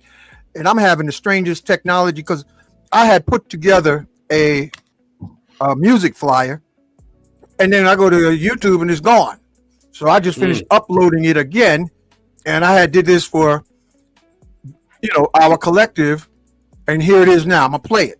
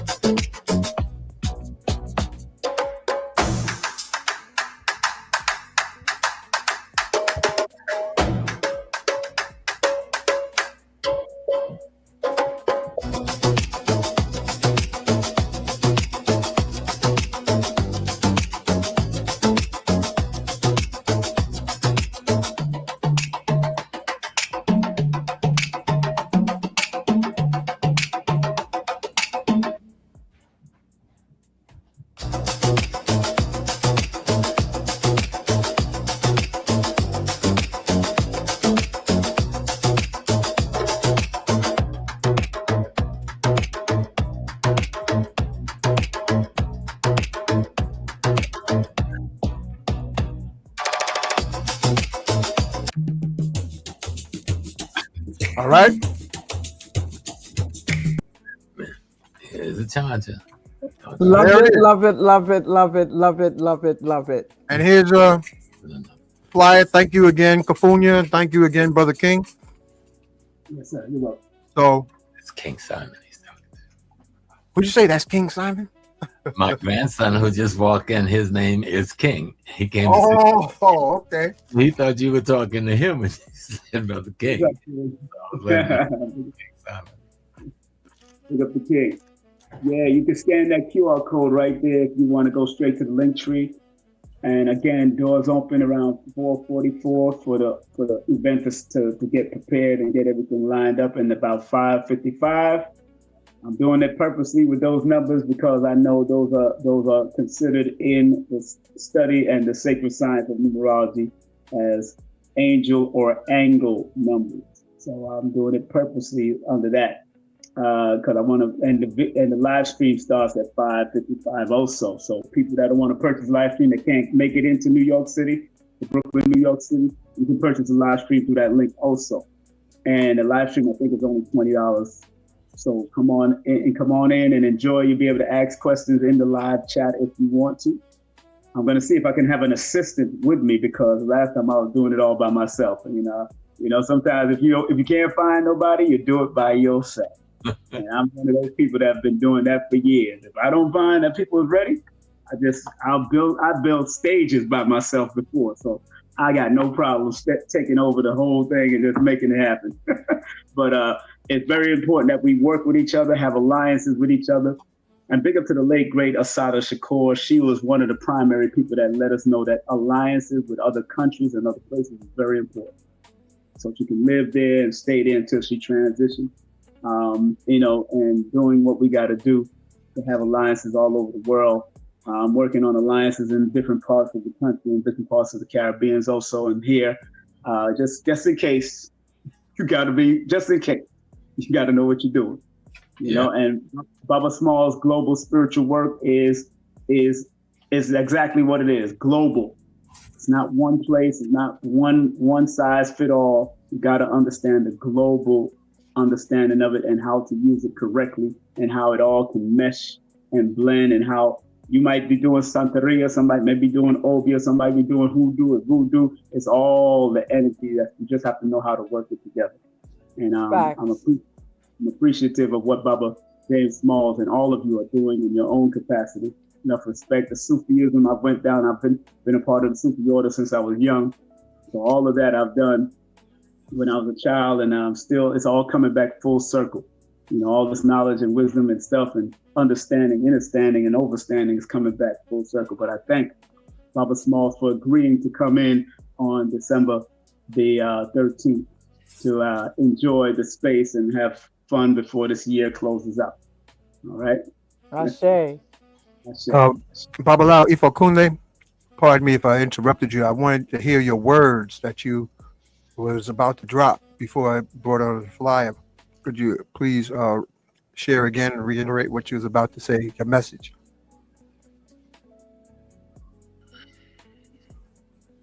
I think if you got your microphone muted. Want to make sure that we get your message.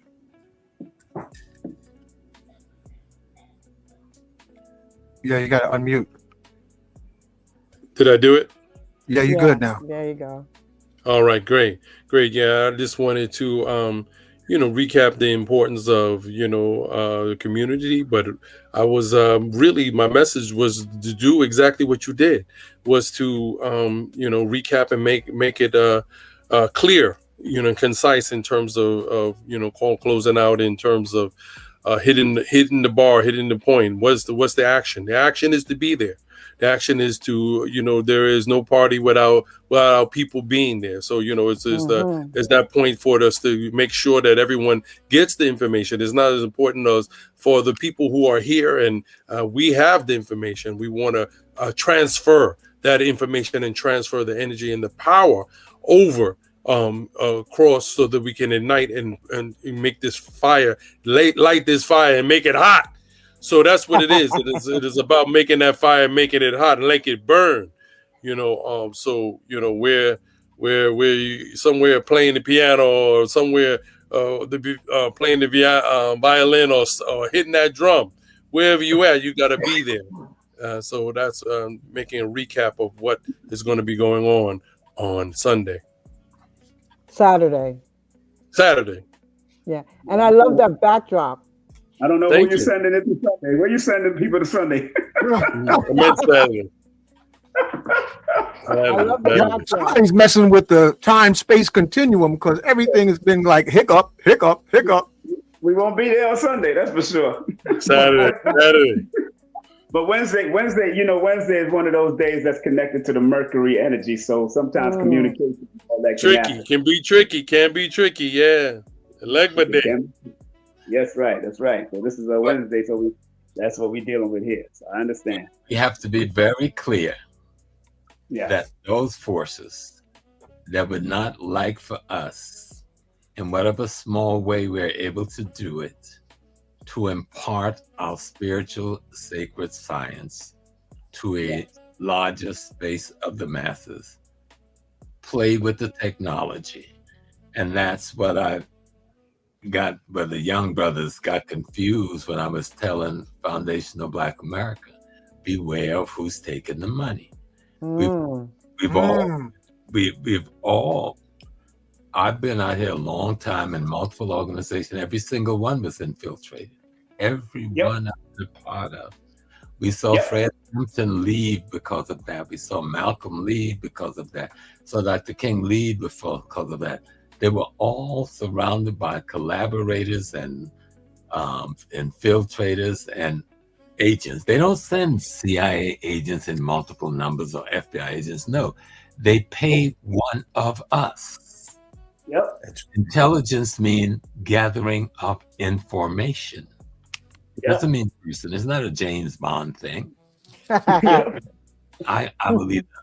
Intimidate you into doing this by saying, I got something on you, I'm gonna make you do this for me, or I'm gonna pay you with money, but I need information on what your community is doing so that we don't get outdone. And I don't know how much simply you can put this. Some says, oh no, that's not true. Listen, that's how the whole world works.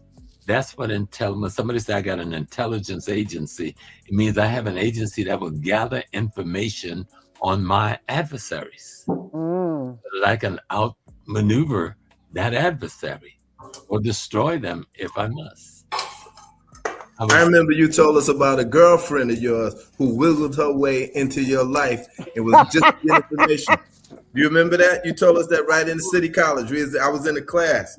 Yeah. And you was telling us, you said, imagine how much information she was able to get out.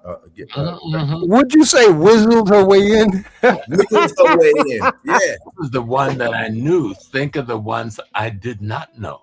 Okay. That's some serious whistling. When you live long enough, you learn these things.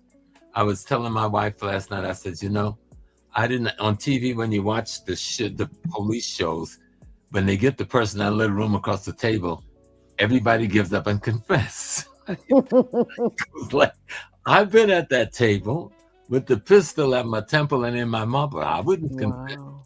I made up my mind, like, if you're going to do all of this to get me to confess, then if you get me to confess, you don't need me no more. So I ain't saying nothing. You can do what you want. One time I'm sitting up at 71, I'm in LA, 77 precinct, Orange County, getting my butt whipped, chained to a friggin' radar that was on, it was radiator, it was hot, cuff burning my hands. And they broke out $1 million worth of heroin out of some box and said, ain't this yours? And then they went back in the box. I said, what you telling me? They got 245. Said, you in a robbery on the Oakland Armory 2 months ago. And you know what I'm saying? And that's what I got charged with. They wanted me to sign that. I said, I ain't signing up for nothing. You give me a lawyer. They said, we ain't getting a lawyer. I said, well, I ain't doing nothing. They put an M16 on my forehead, brother. Took the safety off and says, and if we hit a bump before you sign, your ass is gone. And when I just stayed there quiet and wouldn't do nothing, just took the ride. Then they got frustrated and pulled behind a gas station, dragged me out and stick the thing in my mouth. And then the feds rolled up and took me away from them. And people said, why would the feds take you away from them? because Yasser Arafat, who was my patron at the time, I was a Hajj in the Muslim world. I was an imam over Malcolm's Mosque, and I housed El Fatah's Women Brigade in New York. When the word got to the Middle East that me and Malcolm's sister was in this situation, Arafat called Washington, D.C., and they bet not die. By this time, they'd already broke Ella's hand in 7 places. Wow. So people who think they'll struggle, I didn't just come out of the classroom, folks. You know, that story sounds similar to Laji. Y'all sound like y'all had the same childhood or something. Wow. See, James, because I was giving money to the police, they said, look, they're coming after you. I said to them, they ain't got me. They got nothing. My crew is tight. We've known each other since junior high school. He said to me, this is the police. He said, they know that. They know they can't break your crew. And they real mad at you because you ran heroin out of Castle Hill. A lot of money for them. So they're going to pick you up, take you to jail, and they're going to have heroin on the table, a kilo of heroin. They're going to charge you with it. That's the way they do it. Wow. The key thing is don't sign nothing. I ain't signing nothing. And don't say nothing. Order, I ain't confessing to nothing. I go mute. All right. And that's how we play. I mean, you got UCC 1-308. I maintain all control of my name and whatever I sign under duress. So, but the thing is, we are at war with another force in nature. Facts. The force in nature can only function through other human beings. I would advise everybody. I see Baba Olafunke. You got this knowledge. With it, you go far. Remember this guy, Bernie Madoff? Show it again, bro. Show it again, Laji. Y'all see that? Serious UCC information. There's this brother who stole as much money as Bernie Madoff. As much, right? But he knew way more than Bernie. He knew about the Sesta KV account. So his lawyer didn't know it, but he knew it. He says to the judge, tell the judge that I'll pay the court fees, which were gargantuan, and pay everybody back from my Sesta KV account if she's willing to allow it. His lawyer goes to the judge, tell her this, because if on a case like that, they're gonna make hundreds of millions of dollars. The judge said, yes, sure, we'll do that. And you never heard no more about it. No more about it. Wow. Well, you need to have R. Kelly. There are many people out here with wisdom and understanding of the law, but much of that law was written by the same people we were fighting, thinking they're writing the law. That is the law we're talking about. That is nature. And so let's be very clear. They're still in charge. That's right. And so I've got all of the law books, the law of the sea, the law of the land, but there's a law that they have not written about in any books. They've attempted in the Bible, Torah, and the Quran to write it, but they haven't. That's the laws of cosmology and ecology. God's law. So, nature's law. Yep. And that is what we possess, each one of us inside of us. And that's what our different spiritual and religious system is trying to extract from us so we can use to liberate us. That's the struggle. Ashe. Yeah. Have a wonderful night, guys. Yeah, this was an epic presentation. Thank you, Brother King, for all the minister of information, Brother King. And he's also the minister of marketing. He used to be in the Nation of Islam. We shortchanged the Nation of Islam in terms of what it has produced in the world. So many, I was never in the nation, but my teachers were. And so many of our teachers came from that space. And many of us were in that space. And what was that space? That space was an attempt by a little man out of Georgia to take the same body of knowledge and give it to us to use to liberate ourselves from this demon. He called him the devil. I still like that term, the devil. I say sometimes demon rats, but devil sounds better, in his description. But it's the body of knowledge that he was bringing to us. How to eat to live, how to cleanse yourself, how to clean yourself, how to spiritually raise yourself, how to submit to the divine energy that is yourself. We call Allah. I mean, all of these things, we need to take our time and contemplate. Even Booker T, you know, and Marcus Garvey. I think we should learn from them and then take it to another level. Absolutely. What's that brother? What's the brother? Hank, you know him.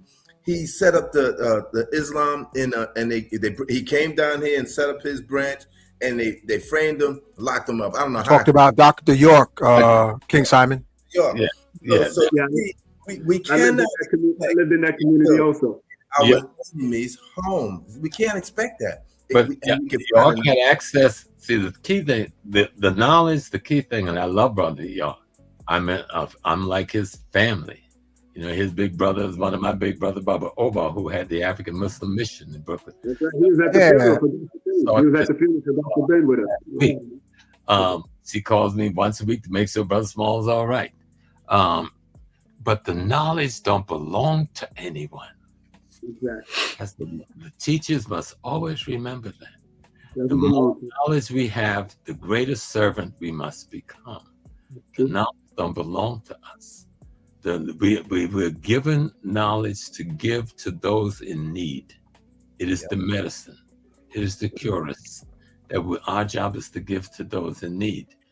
Sometimes we think the knowledge belongs to us and that the knowledge gives us a power that transcends the power of any other individual. We can't do that.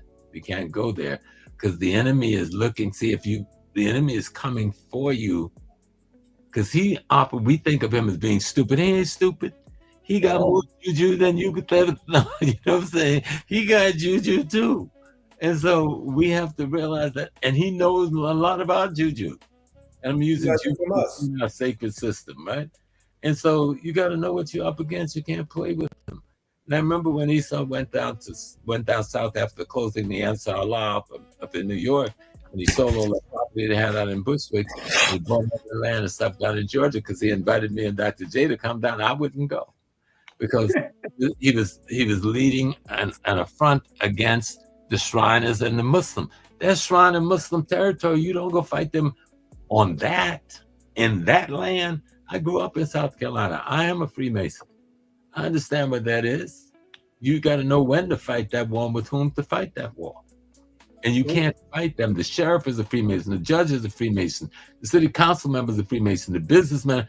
You can't go up against that in that. All the cops. We could probably go up against it here, where we have other kinds of pillows to fortify us. But in Georgia, ain't happening. It's not ain't happening. How come he didn't listen to you? I was just a youngster. You know, he was a big brother. I was a younger brother. I didn't sit down and have no big dissertation. He knew more about this knowledge and had 10,000 pounds more knowledge than I did. It is the knowledge that should instruct and inform. Mm-hmm.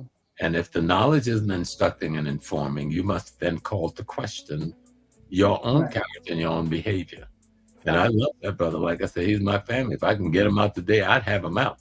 Because I read everything he ever published. Every week he came out with a different dissertation. Yes, he did. For that material. He had a whole research team. The women was doing their work. Baba Small, I want to ask you one question. Why did that person that owned the slave theater and also the Black Lady Theater, why did they lose those buildings? Again, don't confuse the names of the space with the people. Of course. Okay? It depends on their level of consciousness. You still, if you own a building, you still got to deal with the fundamental laws of economics in the environment that you live in. You can't say I ain't pay the mortgage and I don't have enough money for the taxes. You're gonna have to get the money for the taxes, to get the money for the mortgages, because that's the environment you live in. Now, if we're in another kind of environment, we would approach it the same way. I'm sure their hearts were in the best place. That's why they were allowing the slave theater to be what it was and do what allowed people to come there. But then we didn't come up with a strategy on how do we pay off this mortgage. We didn't have a strategy. How do we put together a pot of money to keep the taxes paid? We were busy enjoying the wisdom coming from the different masters and teachers, but we didn't deal with the most fundamental economics, right? And the laws of economics and the environment we found ourselves. And we lost those institutions. But the minute we come up with how we're going to get another space, we can recreate anything we want to recreate. But you got to get the law of economics together. You know, when we bought that hotel in Ghana, I told the brother who offered me, he had it on the market for $1 million, but he liked me like a son. So he says, "You want it?" I said, "I got no money." He said, "I saved it for you. Do you want it?" I said, "But no, I got no money." He said, "My boy, I'm gonna ask you one more time. Do you want this hotel?" I said, "Yes, sir." He said, "And you go back to America and you raise me 50% of that money and I'll hand you the keys." Wow. That's what I did. He gave me a certain amount of months to do it. And then he handed me the keys. I was still short, but the enemies were telling him, "Don't sell it to an African American." He called me and said, "What do you want?" I said, "I'm sitting home." He says, "You got some money to buy an airline ticket?" I said, "Yes, sir."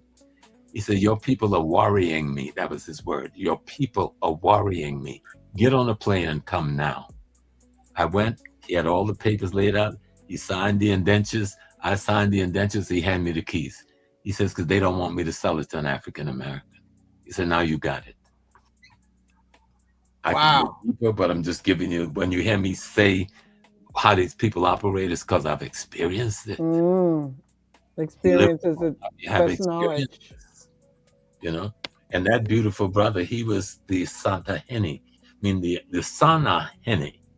Sana means, you know, the treasurer, the treasury.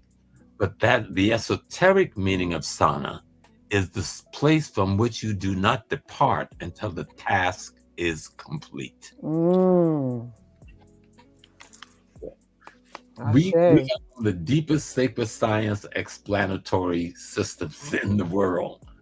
And all of us sitting here represent a part of that system. You know, King Simon rolling in with his numerology, Kufunya with the science of vibration and minerals, Baba Selassie with his science of the esoteric deep history, much of which we still don't know about.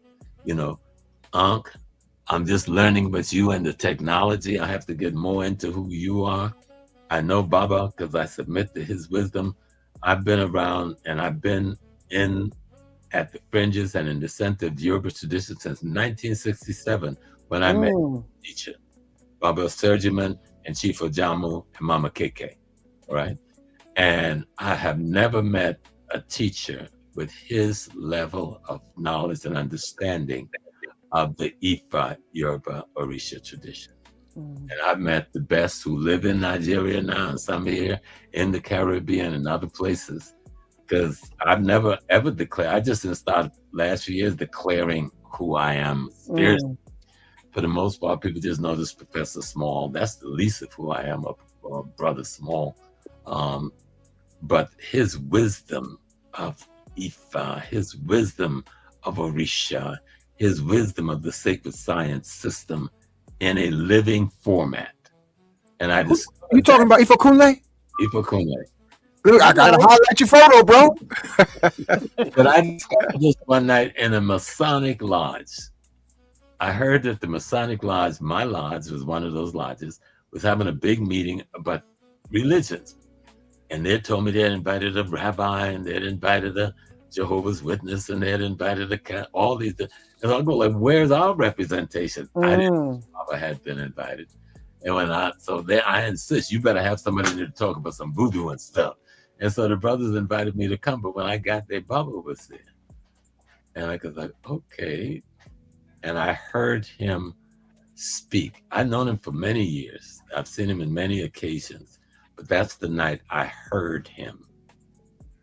And that's the night I saw him, when he laid out this body of knowledge for these people. And you know, after all of the people who were talking, the only people they had any questions for was him. That's deep. And this is the Masonic line. Everybody in their little black with their aprons on and the nine, you know. So you learn a lot of stuff because you know what people are journeying towards. Even if they try to give you a deception to make you think they're going somewhere else, they're all journeying towards the same thing we've been talking about all night. Cosmology. Thank you for that insight. Babalawo Ifakunle, you kind of quiet, man. We didn't know you was rolling like that, man. All these best kept secrets in the hood.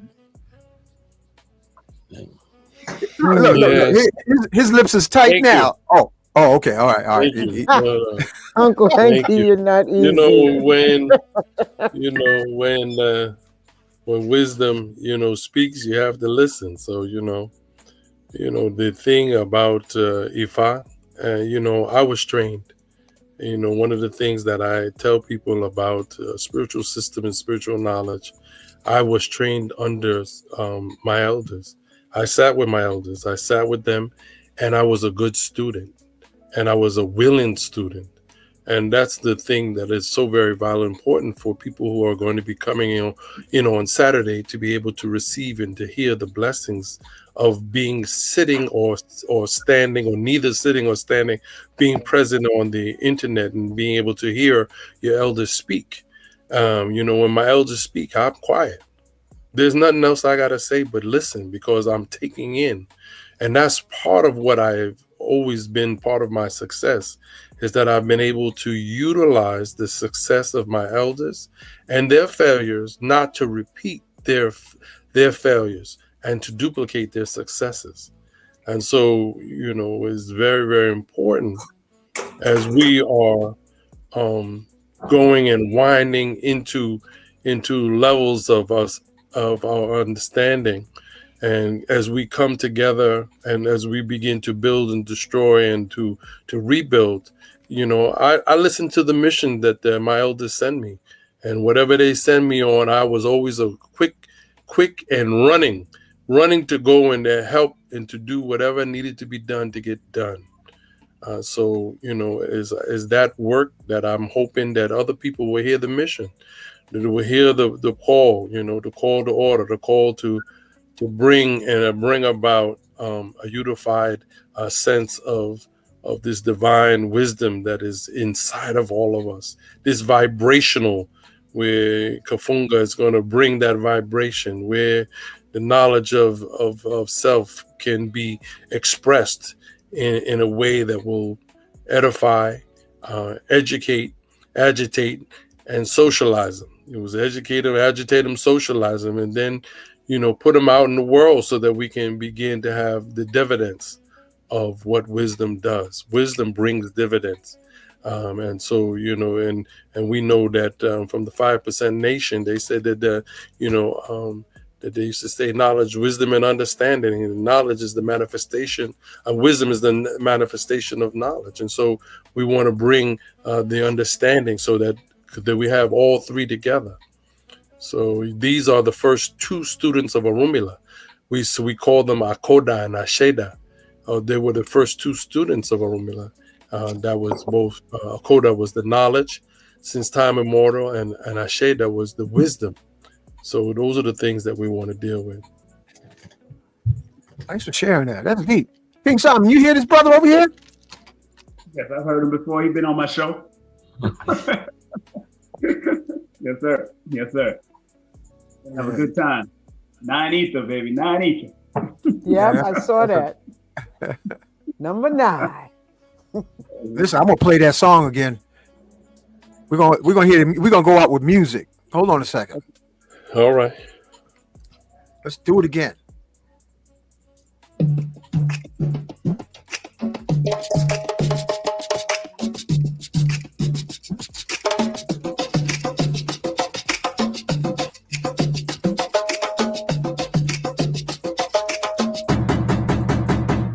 Hey.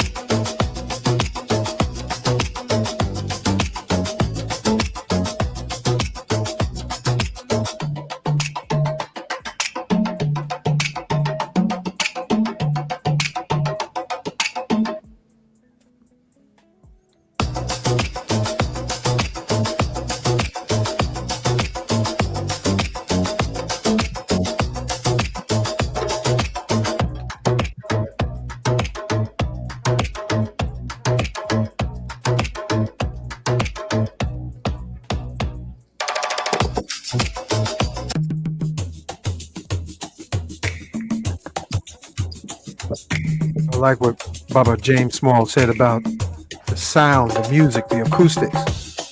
Right. This is the right brain marketing. We had the left brain, now we're doing the right brain marketing.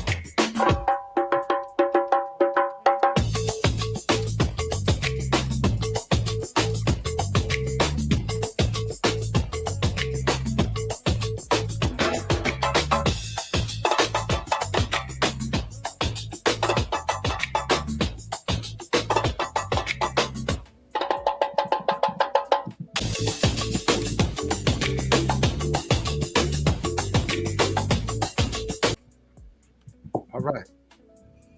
Right. Good night, family. Good night, my I dear. say thank you. Thank you for having me. Blessings to This all was of you. epic. Peace, y'all. Yes. All right. I need that backdrop. All right. I was just thinking about I got to ask somebody how we can duplicate it. It's beautiful. Thank you. Thank you, Kufunga. Yeah.